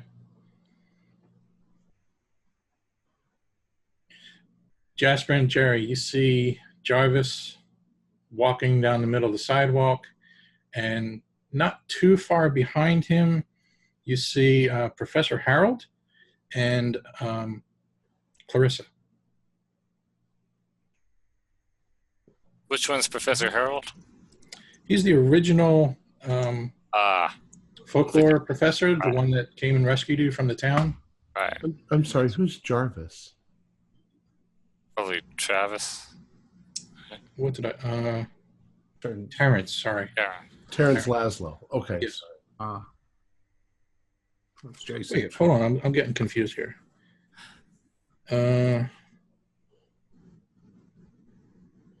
Who did I say shot you? Jason Trent. Jason, that's who I'm... Jason. Yeah. Yeah. Right. So, do I feel like I'm hidden? Yeah, you're pretty well hidden. Okay, well, I'm watching to see what they do. I'm not just going to open fire from the bushes. Okay, Jasper, anything? I'm staying hidden. Okay. So I'm picturing like there's a series of stairways going up to the entrance. It's a pretty grand entrance to this fancy library. So I'm picturing the shrubbery off to the either side of it. So that's where I'm picturing you guys are like hiding in that shrubbery area. So Jason gets to that sort of intersection there with the main entrance and the sidewalk, and he sort of stops, and he's just standing there looking around, and he's sort of just taking it all in. Professor Harold and who did I say? Clarissa. They are walking up to the steps of the library, up the steps and going to the door. They're all carrying duffel bags.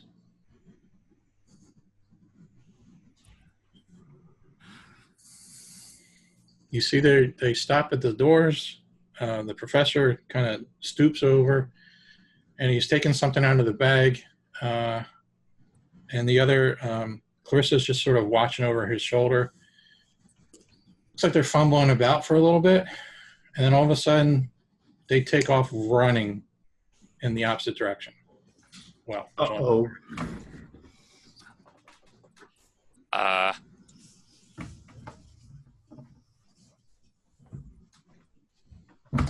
think it might be time to cover our ears. Jerry suddenly has the horrible feeling that Tug was right this whole time, and that maybe they are going to try to blow up the library. But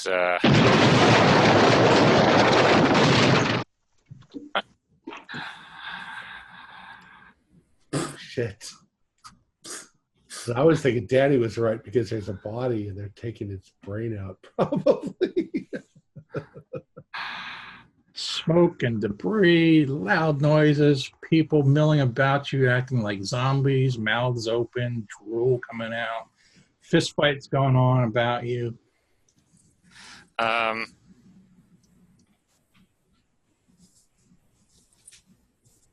Did they blow up the whole library? I'm sorry, I'm not there.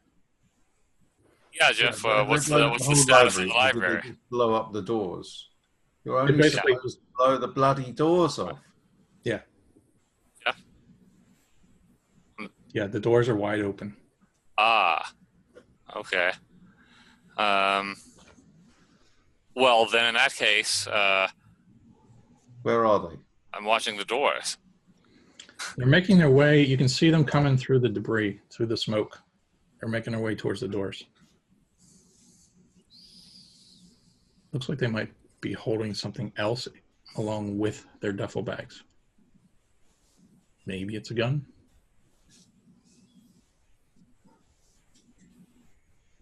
Still waiting then.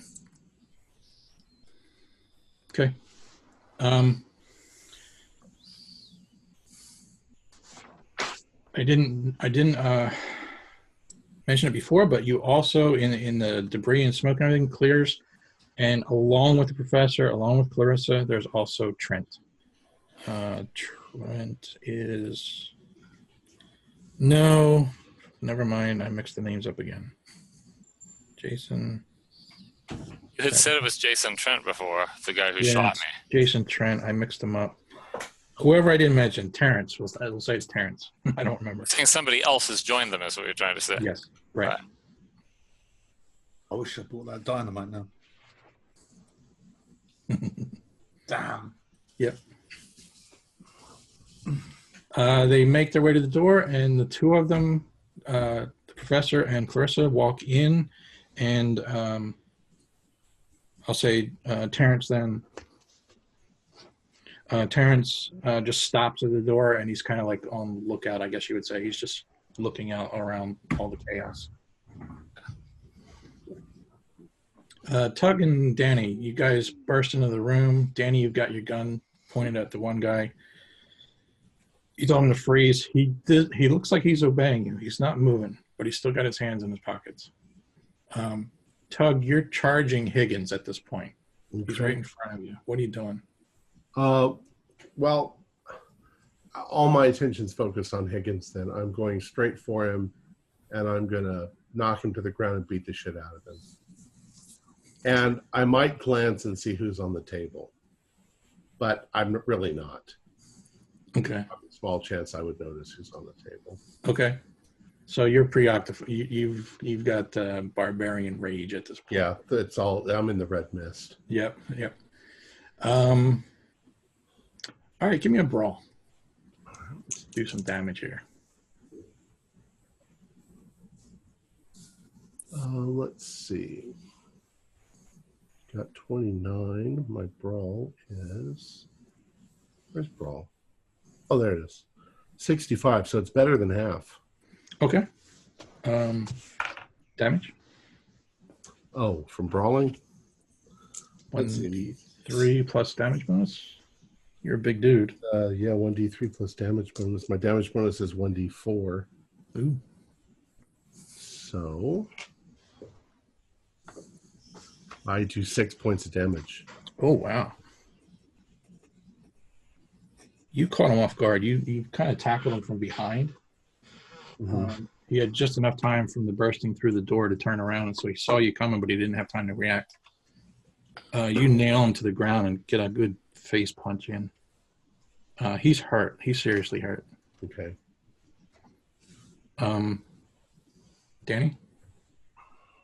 Well, I give this guy one last chance, and I say, hands up or I'm shooting. And if he doesn't put his hands up, I shoot him in the leg.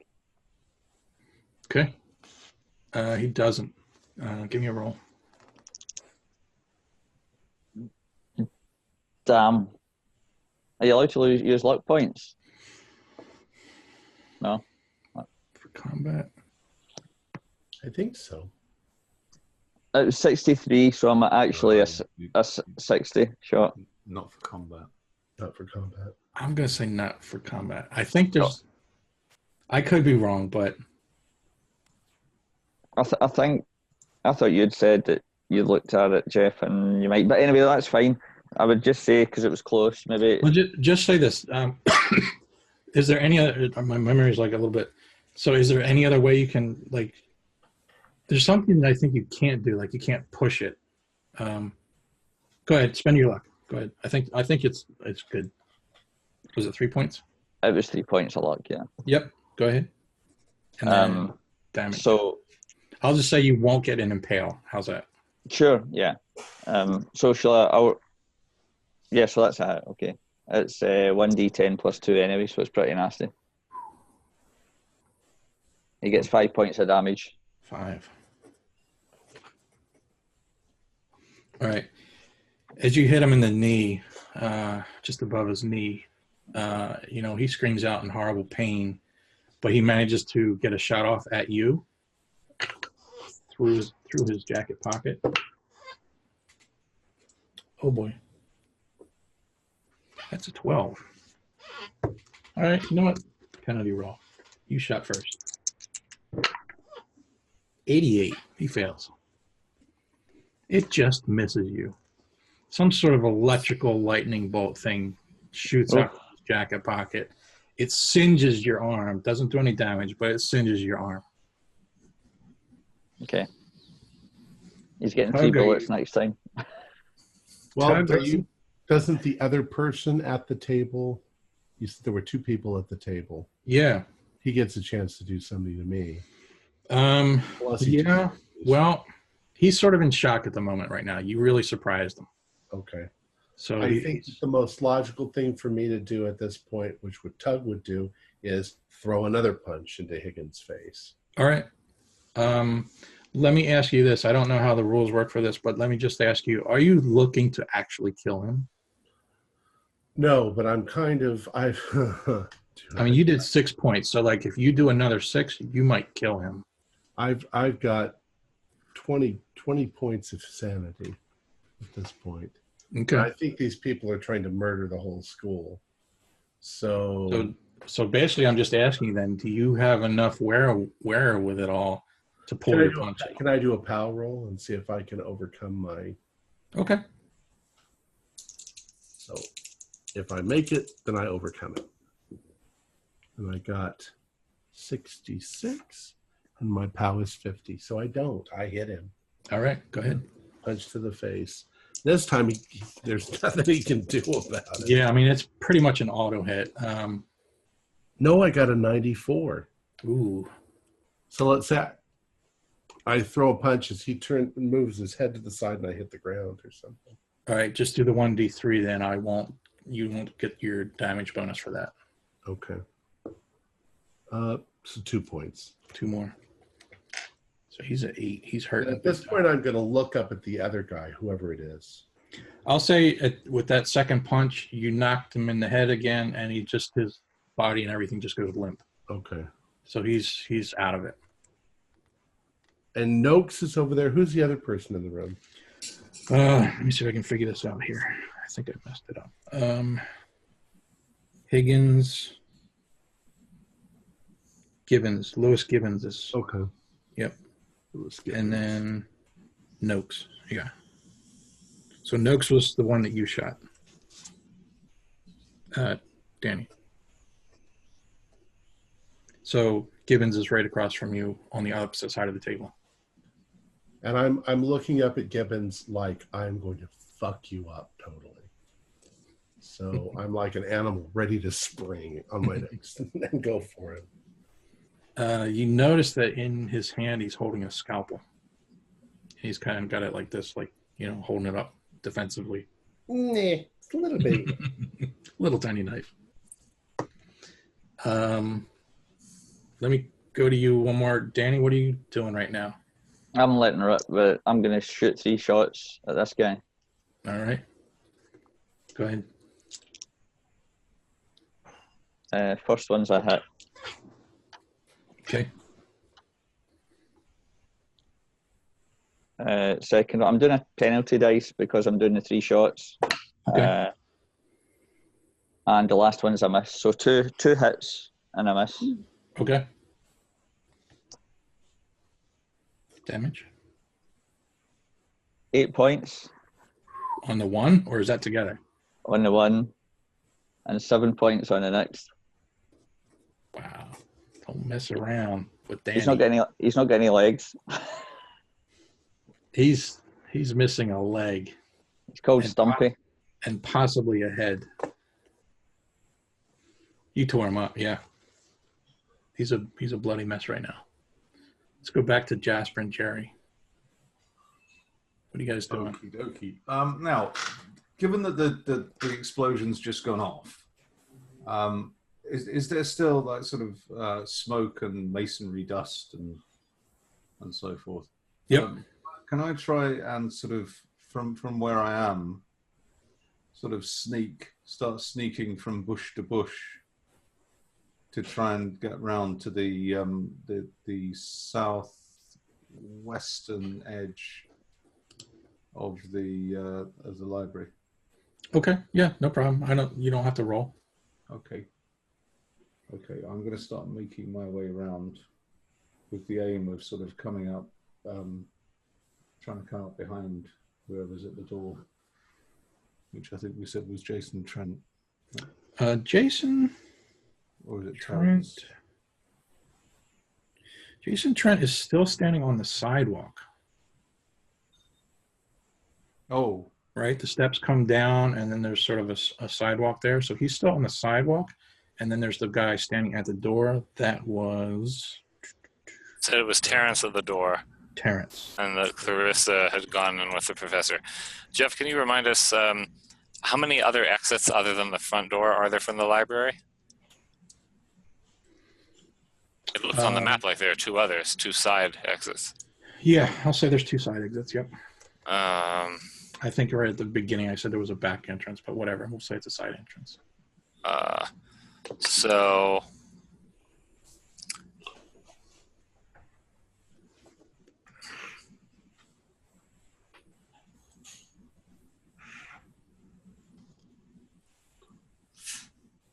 So from where I am right now, can I see? I was hoping I put myself in a position to see the front entrance and the south entrance, but could I have been successful in that? Yeah, we'll say that. So what do I think the chances are that I can somehow move without being seen toward the side of the East Dormitory building Delta, which appears to be the only place from which it might be possible to see both side entrances and the front? Okay, yeah, there's chaos all around you. I mean, you might get seen. I mean, is that what you're asking about stealth? Well, sort of, yeah, because I know that our enemies aren't eluded, so they'll be knowing to probably watch for us, maybe. Yes. They would notice me moving with a purpose, so I'm going to either try to be stealthy, but it's nighttime, right? So it's dark. It is nighttime. So, there is chaos. So I'm going to try to be stealthy, but also move in a erratic way and try to weave my way through the chaos without getting, like, jumped by an insane person or spotted. Because I realize if they come out the wrong entrance, I'm going to have no idea that they've left. I'm just going to be sitting in the bushes like an idiot. So Okay. this is my plan. Give me a stealth roll, and I'll give you a bonus die because of all the chaos. It's actually working in your favor. A stealth roll with a bonus die, did you just say? Or are you calculating the bonus? No, you roll Okay. twice and Yeah. take everyone's better. All right. Well, I like the bonus so far because the first roll was a problem. Okay, if the bonus saved me, it's a hard success. Okay, nice. So yeah, you managed to get over where you want to be, and you're a little bit, you have the vantage point. Yeah. Okay, so Thanks I'm for typing that out, Took. Go ahead. trying to take a position where I can be somewhat concealed and insulated from the chaos, where I can see all those entrances, which I'm assuming is going to be pretty much up against building Delta. And if I can take a position where I think I can be so concealed that I could even have my rifle already prepared, that would be good. Okay. So how about this? If you make it to basically the same bushes that Tug was at, Okay. you can make it to those bushes, and then in the chaos and with your hard success, you manage to get your rifle out without being seen. Well, that's excellent. So I'm now just waiting for them to come out with whatever they come out with. Okay. Assuming they come out. Jasper, give me another. What are you up to again? I'm trying to make my way up to the library building. I don't know why. Just got this idea that someone might possibly start opening fire at some point, and then I can rush someone else. Okay. It's just boundless optimism. But I'm going with it. All right. Do a spot hidden for me. Oh, that is also a hard success. Nick, it's almost as if you think someone crazy enough to try to hide a rifle in their shotgun might also be low enough insanity to... Crazy enough to hide a rifle in their shotgun. in their... That is pretty crazy. Very, very wide bore shotgun. With a rifle loaded in it. Like a blunderbuss. He's going to fire the rifle at the guy. I hope it's got a bayonet on it. He's going to impale him. Hard success. Jasper, can you see the entrance from where you're at? I'm aiming to, yes. Okay. The doors are busted off their hinges. They're hanging open, and you look in, and the first thing you see are the two guards laying on the ground. The dog is still okay. Covered in dust, obviously, still, but the dog seems to be okay. But he's got a leash on, and the leash is still wrapped around the one guard's wrist.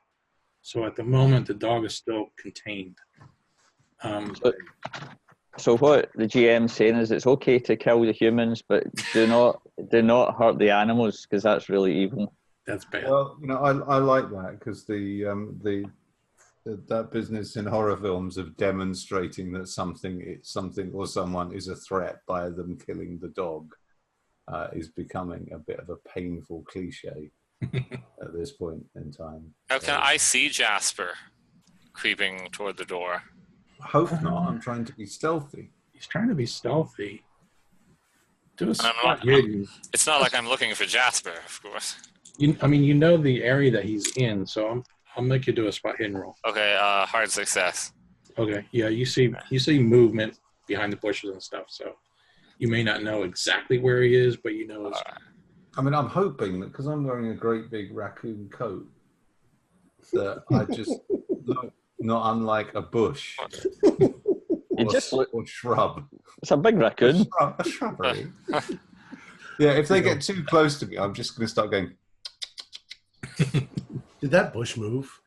Eep, eep, eep. I don't even know what sort of noise raccoons make. Bark. Jasper, you smell something now. You catch a whiff as you're making animal noises. It smells like kerosene. Oh boy. kerosene. Yeah. You better go in and take these guys out, man. It's never anything to do. He's standing. The one guy's standing like right at the doorway. So he's like right above you. Like I'm picturing you kind of up at the ground level, and he's up on the steps. It's like a brick, ornate.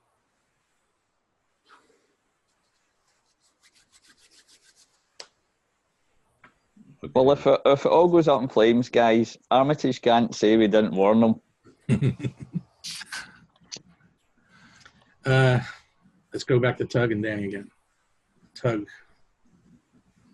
Okay, my next move is to dive at Lewis Gibbons. You're going to go after him, all right? Yeah, I don't care if he's got a fucking scalpel in his hand. Okay. You can scratch me with that. I'm angry that he even thinks that he can scratch me with that thing.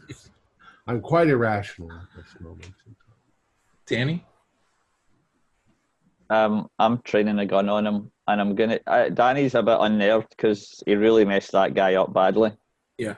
And he's not used to seeing bodies in that state, so he's kind of, his voice is going a little bit high pitch, and he screams at the other guy, whatever his name is.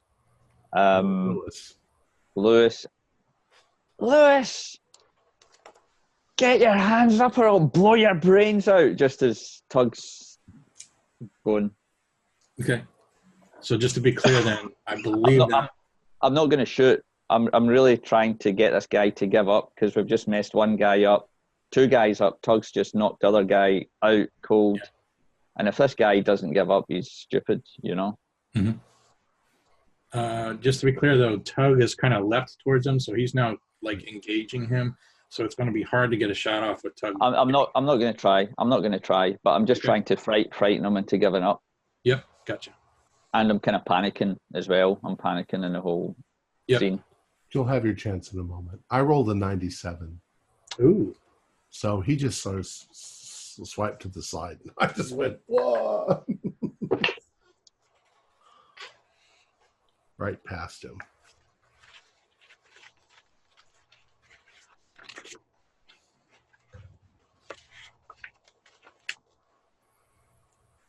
I hope he's not an expert with that knife. He might have your brain out in 2 seconds.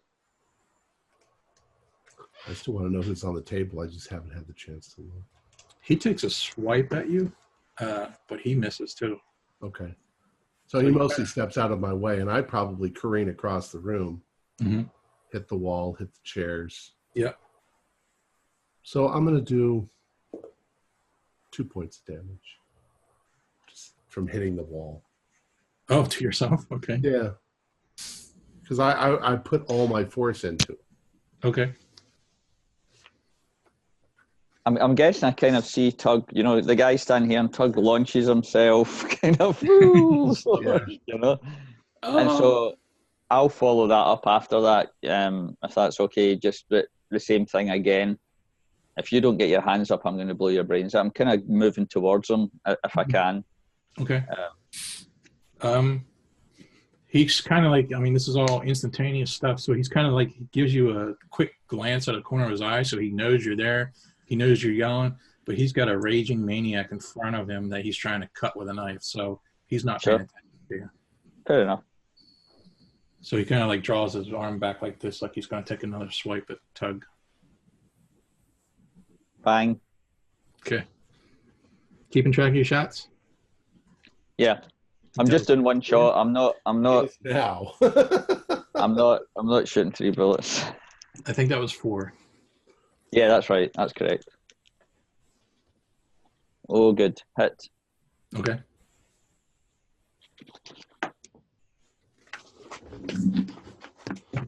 Hold on.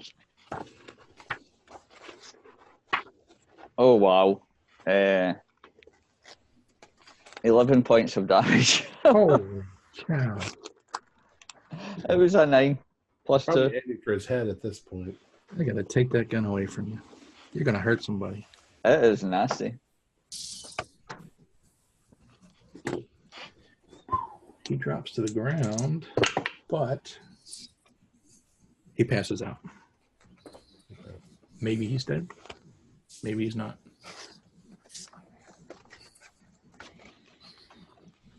Tug, you whip around to attack him again, and he's laying there on the floor. Okay.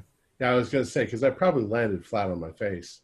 As I get up, I'm grabbing a chair, and I'm coming back like this. And when I see he's down, I'm like, well, who's on the table? Yeah, it's the Professor Learmouth. Professor Learmouth. Learmouth. Is he dead? Not sure just by looking at him. Go look at it. Is his brain gone? Looks like he's got a nice slit cut right across his forehead. But they haven't taken his brain out yet, or cut open his bone. Holy crap, dude, you were right. I didn't think you were right. I thought you were crazy. I'm gonna look around and see if there's like bandages or something.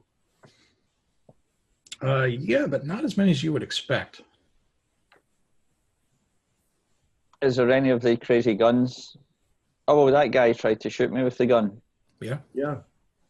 I go and retrieve whatever that strange thing is. Yeah. Okay. I'm like, dude, should we kill these guys? Otherwise, they just keep coming back. Should we just tie them up? Let somebody find them? They can identify us. I don't know. Danny's just in mixed. He's upset, confused, angry.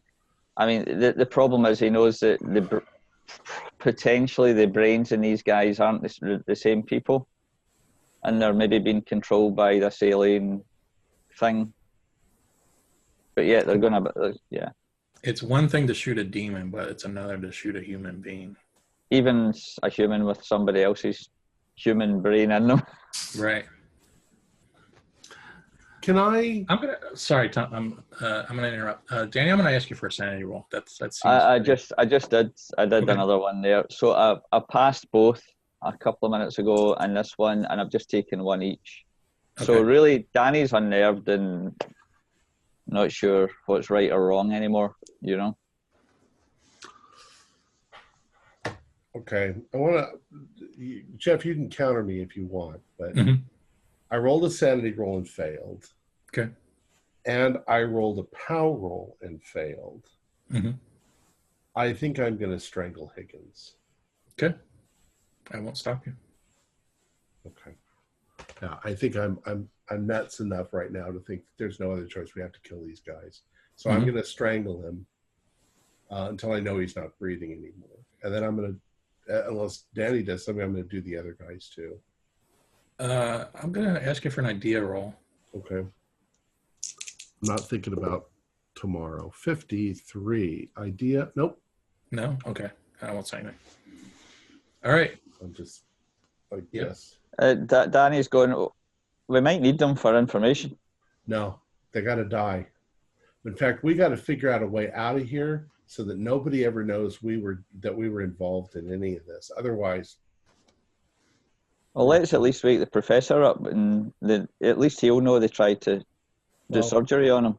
we don't know what he'll know. But I wonder, is there? This is probably metagaming. I was going to say, do I see any brain cylinders around? There's a funny you mentioned that. There's a large silver cylinder just to your left on the table. I don't know what that is. It's a coffee urn. And what about the rocks? Did they? Well, I'm going to check Higgins' pockets and stuff too. I'm kind of ransacking through if we find any information. Okay. And I'm also crying. So Okay. Danny's heading to Danny's heading to Professor and going to start slapping him, see if he can waken him up. All right.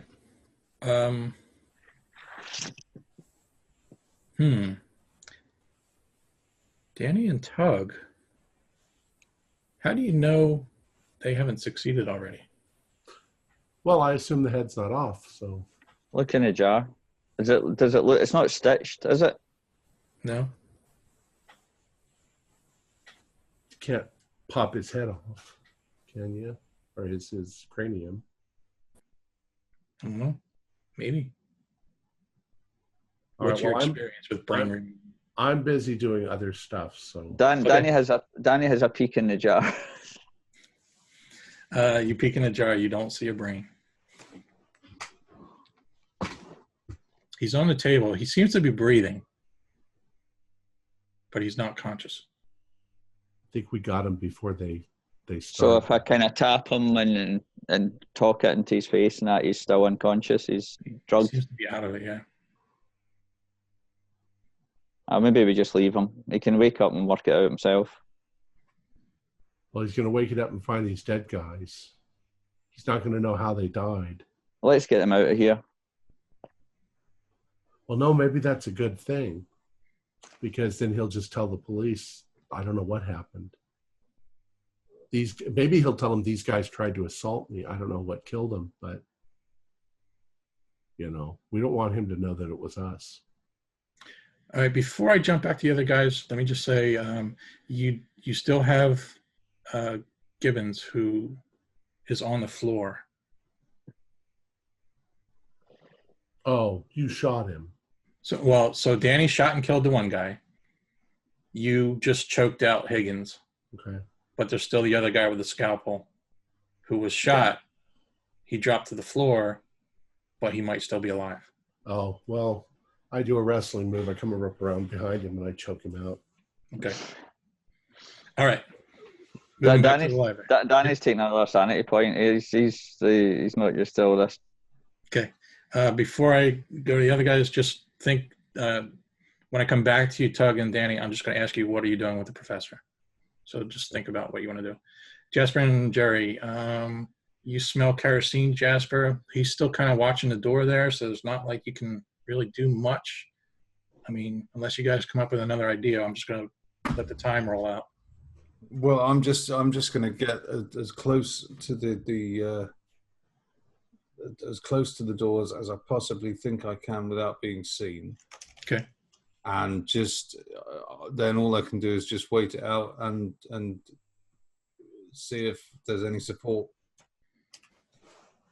Okay. Jerry, anything? Jerry doesn't smell kerosene. Yeah, you're too far away. And so Jerry is waiting for them to come out. Okay. All right, so a little bit of time goes by. You're not quite sure what exactly is happening. Jasper, you start to smell smoke. And from your vantage point, because it's a dark library, you're seeing, orange. It's clear they've set a fire. Well, I can see that, right? I'm going to ask you for a spot hidden. Maybe your vantage point is not so good. Well, it's good enough to hold on. It's good enough to pass that check. Okay, fine. Then yeah, you see the glow of what appears to be a fire.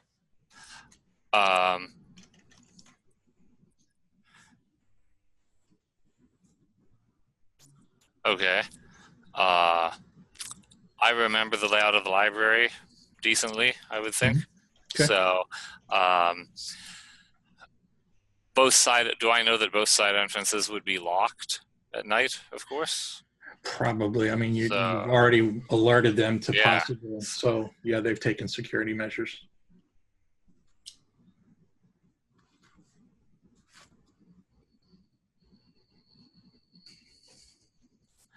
And the guy is still standing out front, guarding the entrance? Yep. Both of them, actually. The one guy's on the sidewalk, the one guy's at the top of the steps. Suddenly... I shoot the guy at the top of the steps. Can I shoot him from my position, or do I have to get closer?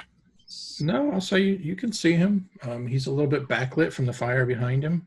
You can see him. So do I have a good line of fire from my position? I would say yeah. Okay, I shoot him. Matter of fact, if you want, I'll even give you a bonus that you took time to aim. Yeah, Jerry's been planning to have to shoot these guys for most of the scene, so. Okay. And is it a straight up bonus die? Or just... Yep, so roll twice on whichever one you do. Okay. Oh. Okay, it was a normal success. Man, I apologize. If anybody's watching, I screwed these names up, so I hope you guys will forgive me. I believe it was Terrence guarding the door. Yeah, but I might have screwed that up again. So, but we'll just keep rolling with it. Go ahead. It's okay. I would have shot whoever it was. Yeah. Good point. I mean, they're not themselves anyway. Right. So repeat. roll damage. It was a success. Success. Okay. Yep. Roll damage. Yep. 12. Ooh, wow.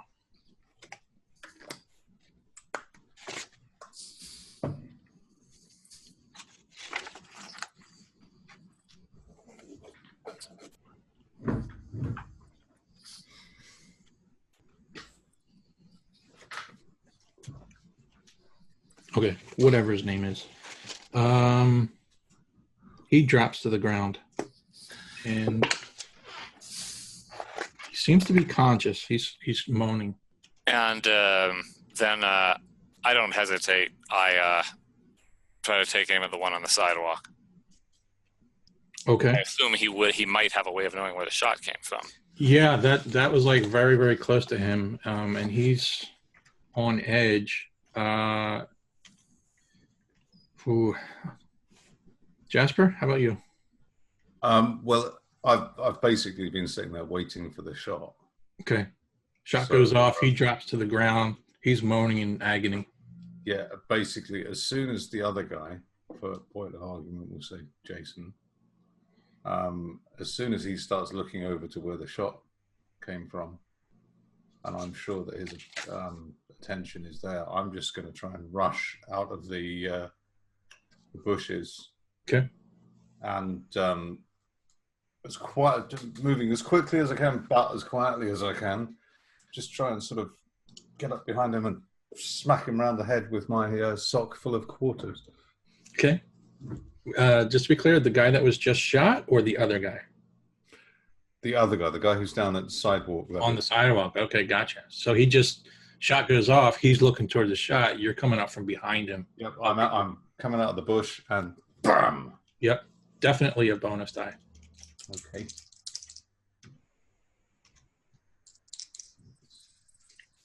$47 or a 37. So that would be 37, which would be a standard. Well, either way, it would be a standard success. Okay. And the sock as a kosh is 1d8. Ooh. It's more than I expected. I don't have a bonus dice. So there's 3 points of damage. 3. And given that it's a kosh, I'm pretty much just going for the head. Back of the neck.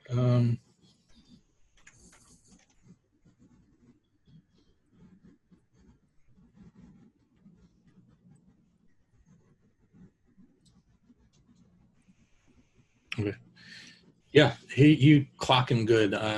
He stumbles, he yells out, lets out a yelp, grabs the back of his head, yells, spins around on you now. He's not sure what happened or which way to turn now because he just got attacked and he just had a gunshot, so you caught him off guard. Jerry, go ahead. What did you? Well, assuming I see this happen, because I was prepared to shoot him, now I realize he's distracted, so I make a break for the library. I'm rushing in through the front. My intention is that I think I remember how to get there, so I'm going to try to save the rare books.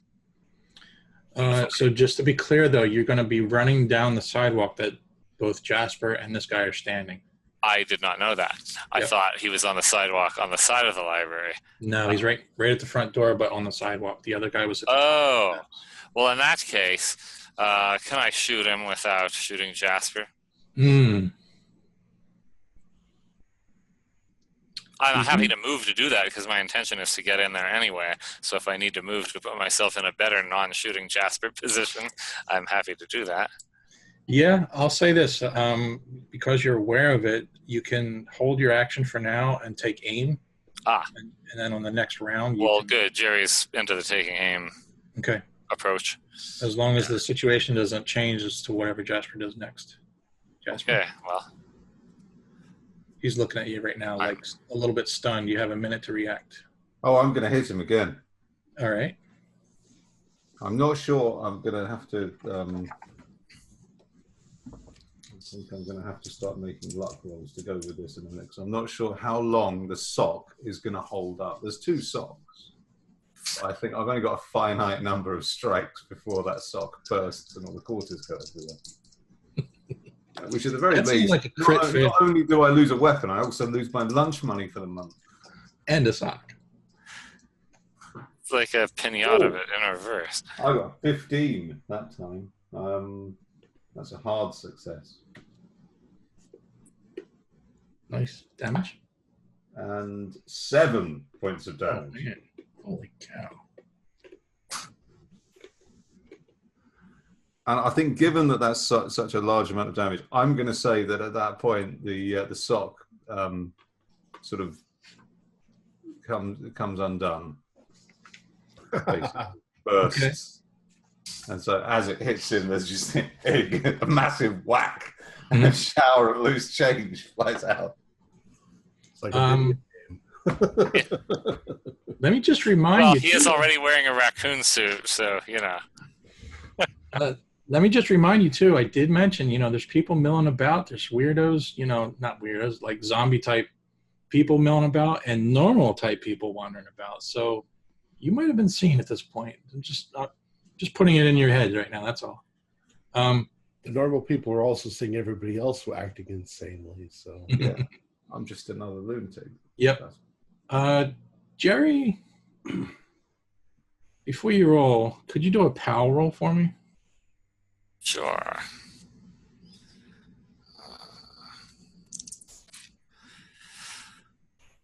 Hard success. Hard. Is that to see how well I'm holding up with all the loud noises, or? I can't tell you. I didn't really expect you to tell me. But yeah, hard success. Okay. All right. Let's see. Let's do this. Go ahead and you're taking aim and shooting, right? Well, yeah. Can I shoot now, or is this because I've already taken aim, or is this when I take aim? Okay. So do I still get the bonus, or is the bonus that I won't hit Jasper? If you crit fail, you're still going to hit him. So does that mean I still get the bonus? I'll give you the bonus, but yeah, but if you crit fail on, I guess that would mean you would have to crit fail twice. This is going to be one of those gaming moments I can just. No, I think I got a. Well, it could be even better than this, but probably the only thing better than a extreme success is an actual critical success, right? An 0-1, yeah. Okay. Well, I got an extreme success. Extreme? Ouch. Okay. Does that modify the damage in some way?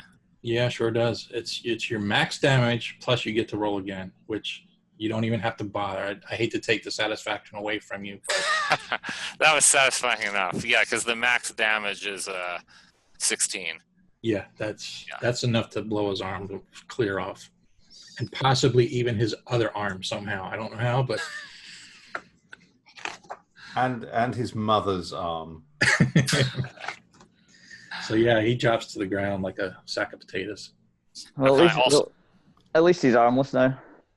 Can I also move, or is it still possible to move, or when you have taken aim before, does that eliminate your movement for the round? No, I'm okay. That's flexible.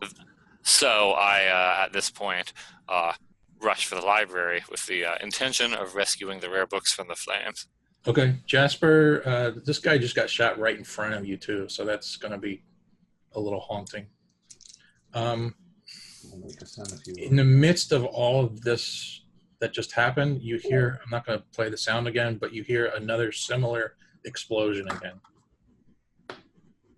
It's a little bit muffled though, but I mean, as muffled as dynamite can be. Still running in? I don't think. Is that sound from inside the library? Yes.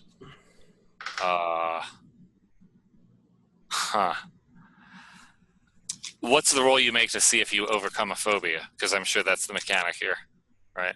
I mean, not to necessarily overcome one. It's really just if, do what you think your character would do. If you think well, I know he wants to overcome any fear he has of further loud noises and do what he wants to do. So if the strong desire would override the phobia, I'm going for it. All right, do a power roll then. Okay.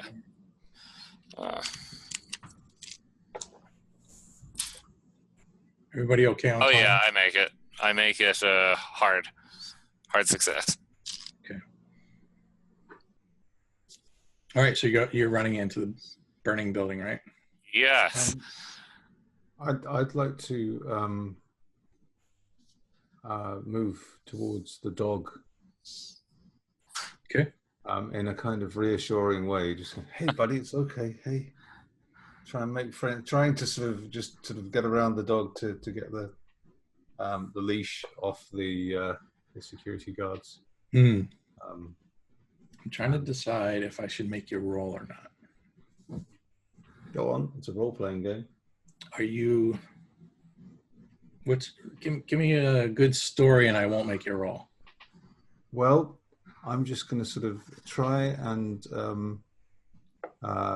maintain an attitude of what we call it, passive indifference, and just talk to the dog like I already know it, and just kind of if I move my hand towards the security guard's hand and the dog growls, then I'll sort of just back away and just start patting the dog, and then slowly work up the dog until I get to the leash, to the collar, and then unclip the leash from the collar.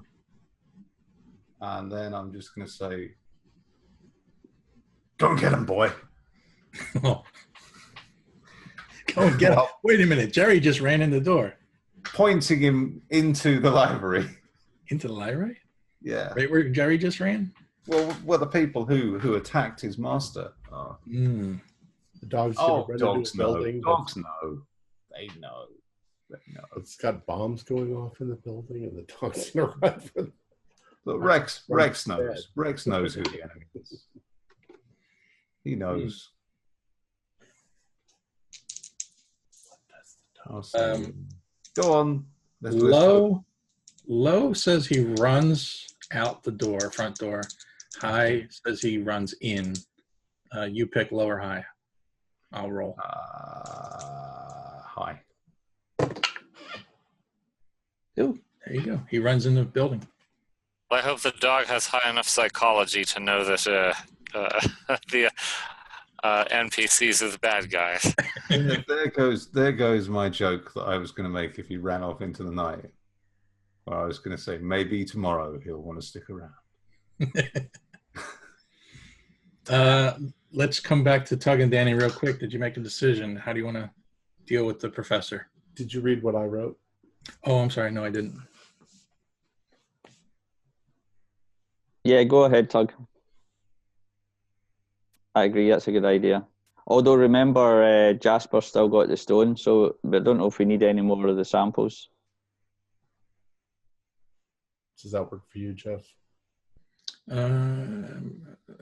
Something about murder, bare hands, sanity. Yeah, say it all out loud. I have just murdered 3 people with my bare hands. Oh, I was joking about you saying that. Sanity roll. I faint. Maybe. Okay. Yeah. I just murdered 3 people with my bare hands. Yep. Well, technically 2 people. Danny shot the 3rd one. Yeah, but if he was still kicking, then I would have strangled him too. So okay, 2 people. Yep. Anyway, yeah. I did a sanity roll. I got an 06. Okay. Nice. I still rolled a D6 because I just murdered people. Wow. Yeah. And I took 5 points of damage. I rolled on my thing and it said that I faint for 3. Yeah. So I probably look up at you, Danny, and I go, and just collapse on the ground. And Danny, you were sort of looking to Tug for guidance, and suddenly your rock just collapsed. Yeah. What are you going to do? I've now got my pistol in one hand and a electric gun in my other arm. So I'm kind of going down. I'm going to try and get Tug to recover and get out of here. Okay. Because for all we know, our friends may have been overrun with all the insanity, so we need to go and make sure they're safe. Sure. So what's 3 rounds? 30 seconds or so? Yeah, not long. Yep. So I start coming to, and I'm like, what the hell? I see a beaker of water, and I throw it in his face, and then realize it's acid. No, I revive Tug if I can as soon as. Oh, what the hell do we do? Where are we? Let's get out of here, Tug. Let's get out of here. Wait, did we find the rocks? Let's have a quick look. But Jasper's got his, remember? Yeah, well, we just want to find whatever rocks these guys were after. What the hell is all this? Is there another one of these electric guns? Or is it just the one? There's another, I think I said Gibbons, the one with the scalpel. Yeah. He's got some sort of, it almost looks like a small rifle of some sort. You don't know what it is. It's definitely looks like a weapon. Like there's an end that you would point and shoot kind of thing, but it doesn't look like anything you've ever seen before. I'll grab it. Yeah, just get that, Danny. Tug, sorry, let's get out of here. And well, like I say, do we find like the rocks in their pockets or? Give me. You can each do a luck roll, but I'm going to ask for hard. Okay. 62. That's not a pass. Regular pass. Okay. Yep. All right. So you take a minute to start searching around, and it's like, you're starting to go through drawers and stuff, but it's like, what am I thinking? We got to get out of here. So I'm gonna make it. I want to make it look like that guy shot these guys, or you're gonna try to stage it. Well, I say we got to make it look like, well. Yeah, I had the same idea, but then I need to leave my pistol, which will be registered, I'm sure. There's chaos everywhere on campus. Yeah. let's just go. What it's going to definitely look like is that these guys were trying to do something to the professor, which is. Yeah. So as we leave and we're running towards the library, I'm also saying to Danny, however this ends, we need to get in our car and drive to Boston and check into a hotel or something so that we can say, we were in Boston when all this happened. I think we need to go to Europe. Let's go anyway. Well, that's not likely to be our work, but Boston's only about an hour from here. All right, let me. I'm going to try to speed things up here. We're getting pretty late here. So, Jasper, you're running into the building. Jasper, what are you doing again? Sorry. Well, I'm kind of being preempted by what Danny and Tug were doing, but my plan next was to search the body of the guy who was standing at the top of the stairs. Okay. If it is a body, I think he might still be alive. But I was going to sort of search him to see if he had a weapon of some sort on him. Yeah, he's got the same sort of weapon that I described. It kind of looks like a small rifle weapon of some sort, but you've never seen it before. You don't know. But it looks like something. I mean, it's enough like a rifle that I could use it. Well, there's like wires coming out of it and buttons, and it almost looks like fleshy material. Okay, I'm going to pick it up and I'm going to point it at a tree and I'm going to press a button. Do a luck roll. We've been here before, haven't we? No, this is going to be I'm going to press the phaser overload button. Oh, 20 out of 60. That's a pass. And now there's an ominous pause. I'm trying to. Purely for the benefit of podcast listeners. It's a little anticlimactic, because suddenly out of the end that you think is the right end that should be pointing away from you, suddenly there's like a puff of smoke that comes out.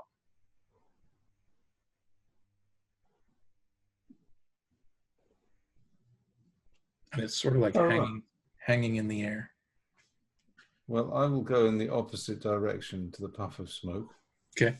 Because I've got a funny feeling that might be what caused everyone to go mad. So I'm going to. I think I might even put that down. And do the security guards have any weapons on them? Yeah. You know, conventional, normal things that I recognize as yeah. Actually made out of metal. Bullet. Yeah, I'm going to take one of those. Okay. I'm going to take one of those and holding it down at hip level. Okay. I'm going to advance into the building. Yep. You enter the building. Jerry's in front of you a bit. Jerry, where are you specifically listening out for the sound of barking as well. Okay. Jerry, what are you doing? Heading directly for the rare book area. Okay. While trying to avoid any, I don't know, flames, smoke inhalation. Yeah, what you're seeing is a series of fires, actually. It's almost like small little, like 3-foot bonfires scattered about the library. The biggest of which is actually the card catalog. That's fully engulfed in flames, and that's quite large fire. I mean, is there so much smoke that I'm going to have a problem getting to the rare book room? There is a lot of smoke. I'm going to try to... I have a big coat on that's no longer concealing a rifle, so I'm going to try to, do what I can to prevent further inhalation. Not to mention that the rare books is up on the second floor, so you're actually going up. So yeah. Okay. Am I physically able to get there? Yeah. Okay. There's like an elevator thing, like an old-fashioned wire elevator thing, and there's the stairs. Stairs, please. Okay. All right, Jasper, you hear Jerry run up the stairs. You suddenly catch movement off near one of the row of books, and it looks like Clarissa has spotted you. I'm going to shoot at her. Okay. I mean, initially, I was thinking that I might start looking for a fire extinguisher. But if she's there, I'm going to shoot at her with my amazing 20% handgun skill. Oh, I should have kept the rifle. I've got...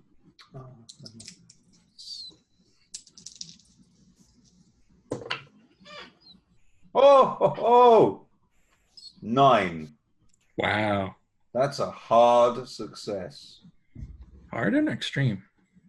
No, extreme would be 4. Okay. So hard is 10 or under, so a 9. Regular damage. Pants. Regular damage then. Okay, what's the damage of the gun I found? I'll say it's a 38, so I'm just going to say a 1d10. 1d10. Okay. It's not. 9! Wow. Yes, that's what I get for rolling the dice over here instead of rolling the dice over there, like I did the other night. I was just about to say, it's not like a Danny Roberts, Dirty Harry 44 Magnum. It's like a little gun, but then you go and do 9 damage. Like that. Hand out behind me for counterbalance. She drops to the ground. Hagney. Dirty rat. She drops to the ground. Okay.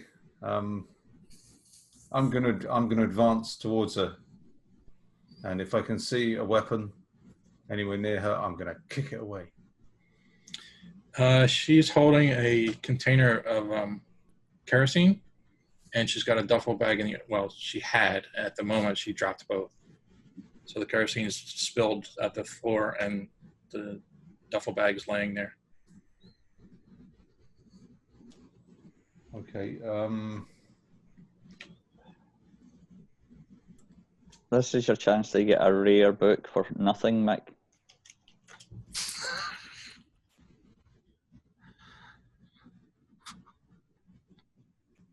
Okay, I'm just going to do something here. I've lost quite a lot of sanity.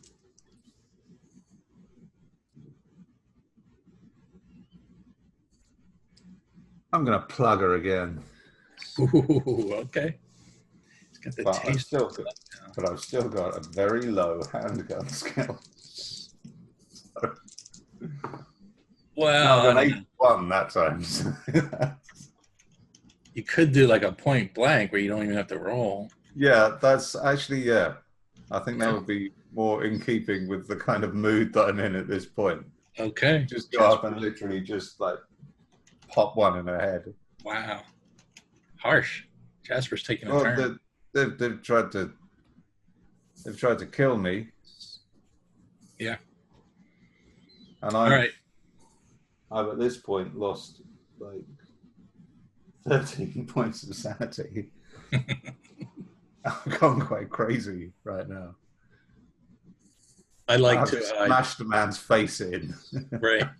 You know. I really like the fact that I don't think I've actually asked any of you for a sanity roll. So, there's moments when it seems obvious that we've lost our. Yeah. No, that's great. Jerry, you get to the top of the steps, and coming towards you is Professor Howard, and he's got a duffel bag. He sees you kind of emerge out of the smoke, and he kind of like freezes and stops. He doesn't know what to do. What do you I shoot him. Okay. Go ahead.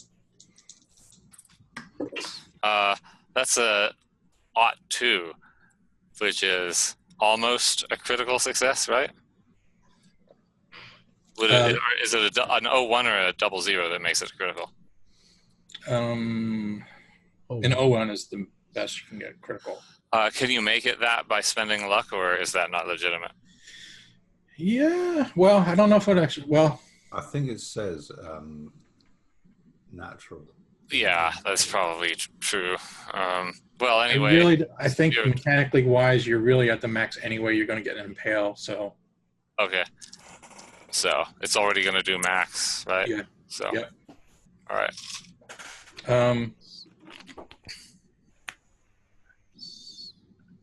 Wow. Okay. Yep. Where did you shoot the professor? In the library. with the candlestick. With the bayoneted rifle that shot. So, yeah, he's now got. So assuming that,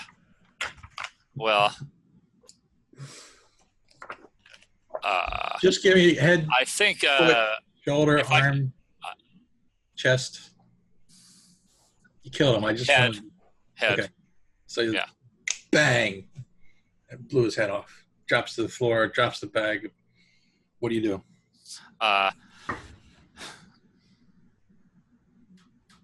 And this is just at the top of the stairs? Yeah. There's a duffel bag in front of you. Taking it or you're not taking it? Yeah, taking the bag. Taking the bag. Smoke's getting extreme now at this point. You're going to have to probably leave or you're going to have to choke. You saying I can tell that I'm not going to be able to make it to the rare books before I pass out from smoke inhalation? Right. You're coughing heavily at this point. Look in the bag real quick. What's in the bag? Yeah, there's quite a few books in there already. Okay, but I'm good. I grab the bag.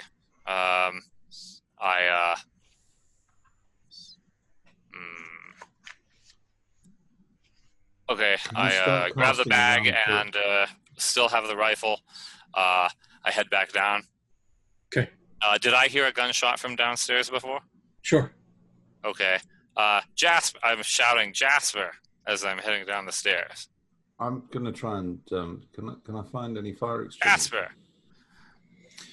You know, I was thinking about that. There are fire extinguishers, but at this point, it's getting pretty. The fires are starting to get out of control. There's a lot of them.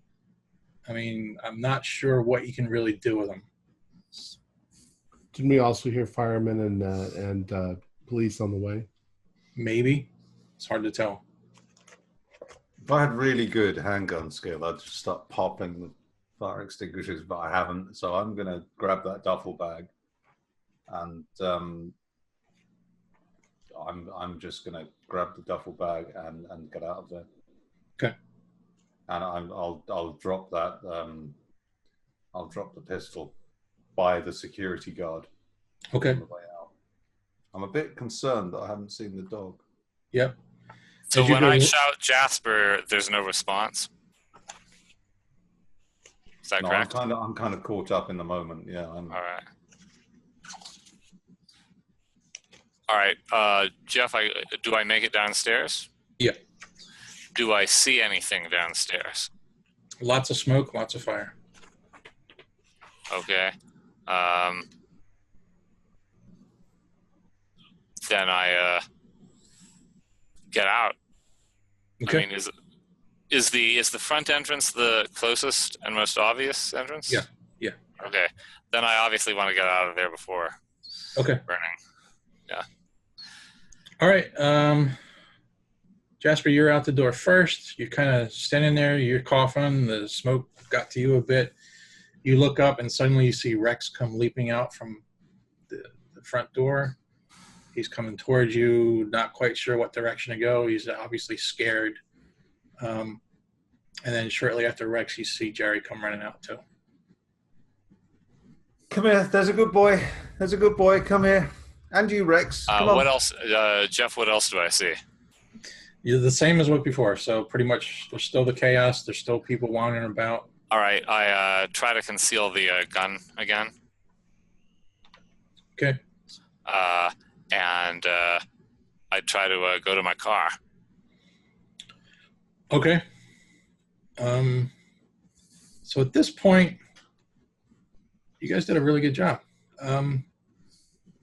Let's just sort of talk through a little bit of this end scene here. There's a very good chance you have in the back of your mind that at some point you guys may have been seen by the same people. Okay, so that's right there in the back of your mind. And now it's closer to the front of Jerry's mind, I think. Well, Yeah.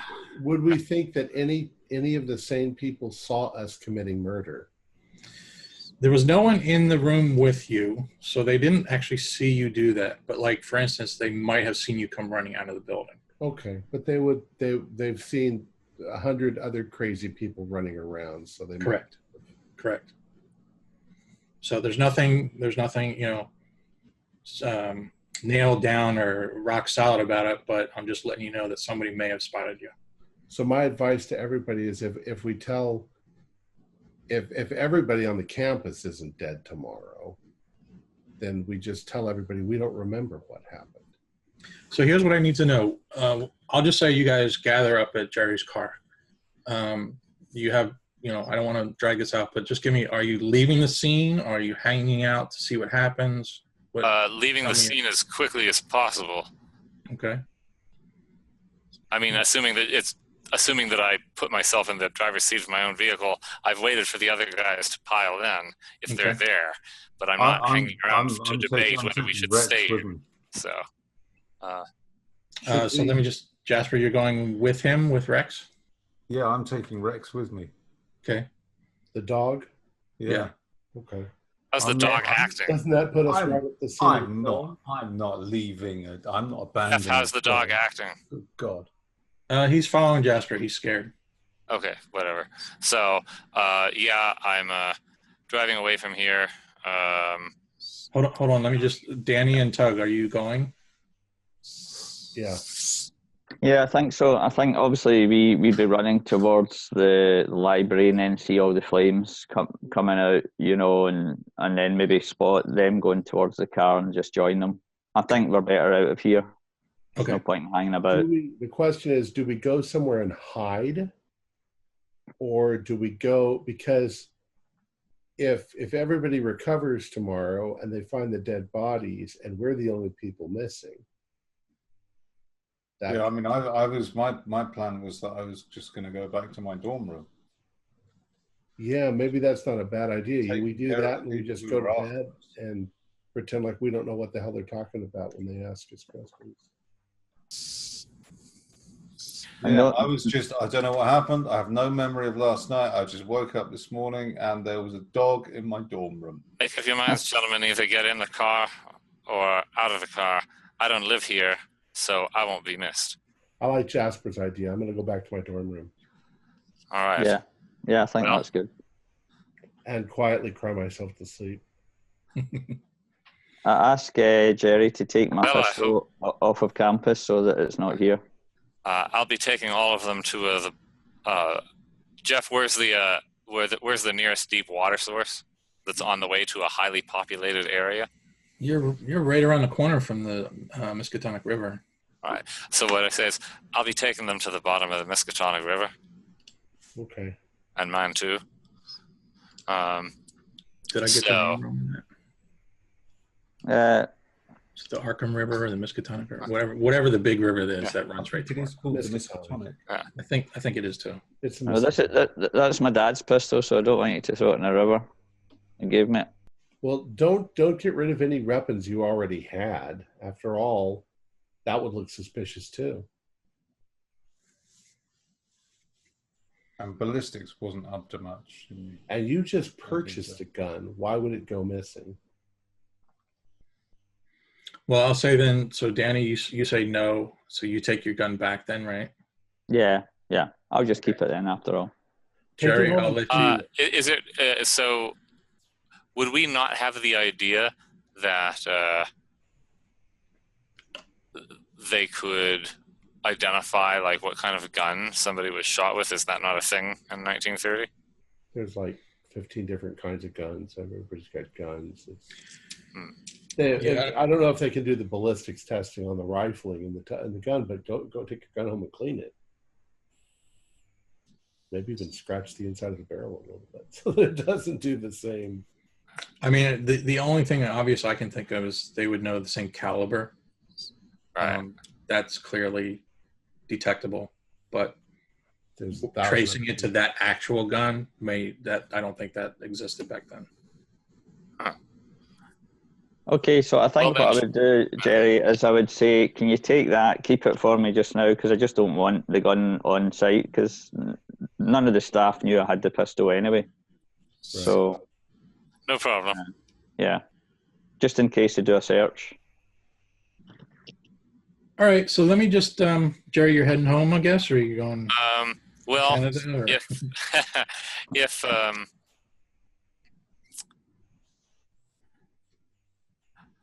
well, so I don't know how much time is going to elapse between this and the next, I don't know, part of the story. Yeah. I mean, it seems to me that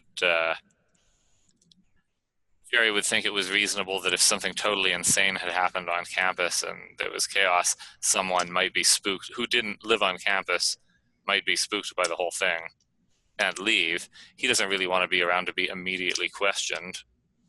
Okay. So if it's not going to ruin the continuity of the story, I think Jerry might decide that this was all extremely stressful and make like he was heading in the direction of his home. Okay. He's not planning to go all the way because that's basically stealing the books.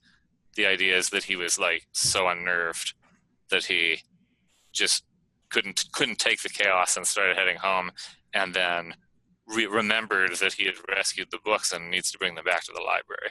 But I would like to put an amount of distance so that, you know, people who come to Jerry's house to interview him do not find him there. Okay. Right. As far as the thing with the weapons, if it wouldn't be normal for someone in this period of time to think having the gun that committed the crime is suspicious, I don't think Jerry would want to part with his guns. But if there's even a chance of it, then I don't think Jerry would be worried that he couldn't explain why he doesn't have his gun, because maybe he wasn't, I don't know, headed home with his gun. So based on that, I mean, I don't want to be unrealistic, but if there's even a chance that it could be identified, he's going to throw the gun, his rifles in the river. He can get more rifles. Okay. But he won't throw Danny's gun away because Danny said not to. So. Right. Jeff, the year of this game, what year are we? 1930? 30, I think it is. Okay. The first time they ever used ballistic testing and comparing the bullets on a microscopic level was 1929. So we might not even be aware of it. Okay. That they can do that. Yeah, that's a good point. Just for the sake of argument, Jerry. I think Jerry's problem with wanting to throw the gun isn't ballistics testing. It's because people saw him. Let me just interrupt you.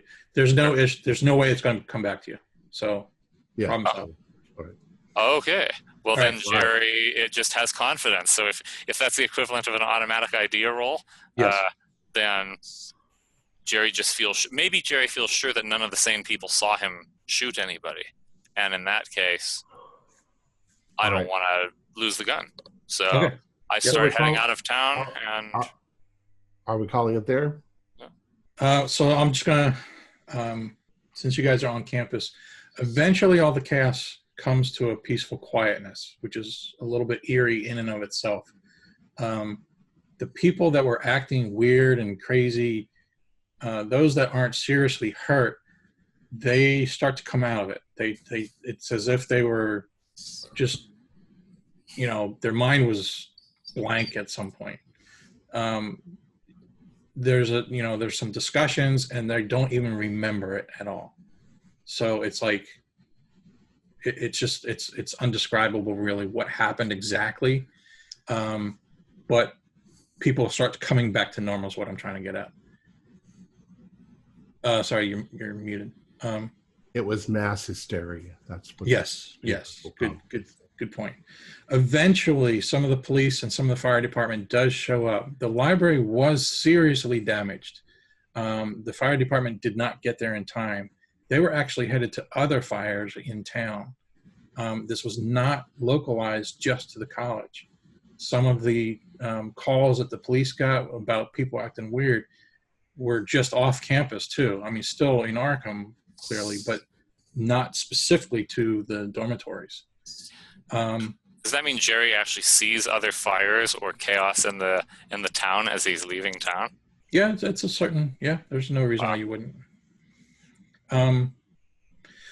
So eventually, things kind of quiet down. The police get there. Things are.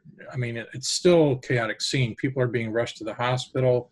There's a teaching hospital on campus, so people are getting sent there. But eventually things sort of calm down for the night. Things get back to somewhat semblance of order. And then I think that's where we'll call it. Before you officially call it, unless there's a reason not to share this, I have to be curious. What rare books are in the satchel? Like, Jerry's prime motive here was actually that this might be the only way he was ever going to get a hold of, like, who knows what rare books that might have occult secrets in them. So, of course, as soon as he's at a safe distance from town, Jerry's looking through the books. So unless you want to save that as like some kind of suspenseful surprise for later. Yeah, I'm going to save that for a nice, Okay. Well, I hope you give it back to Armitage. Playing with fire. Jerry's probably thinks that he's going to give them back. That's probably before he starts looking through them, though, right? Like, I mean, for all I know as a player, like, there's an economic in there. So, like, all right, I don't know. Our players included Mick Swan, George C., Ken Trench, and myself. With Jeff Wilkins as the keeper of the secrets, we're currently producing up to 5 shows a week with music and sound effects added in post-production. In order to create a richer listener experience, we provide audio-only versions of our shows, free for you to download from Podbean or iTunes. If you'd like to become a patron, visit our Patreon account. Just $1 or $2 a month helps us a lot. You can find a link in the description below. Like, share, and subscribe to our channel and punch that bell icon for updates on our latest shows. And leave us some comments. We enjoy reading them and answering any questions you might have. This is Tom Rayleigh, together with all the members of our gaming club, inviting you to journey with us once again into the darkness for another adventure into the universe of H.P. Lovecraft and the Call of Cthulhu role-playing game. Until next time, good luck, good game.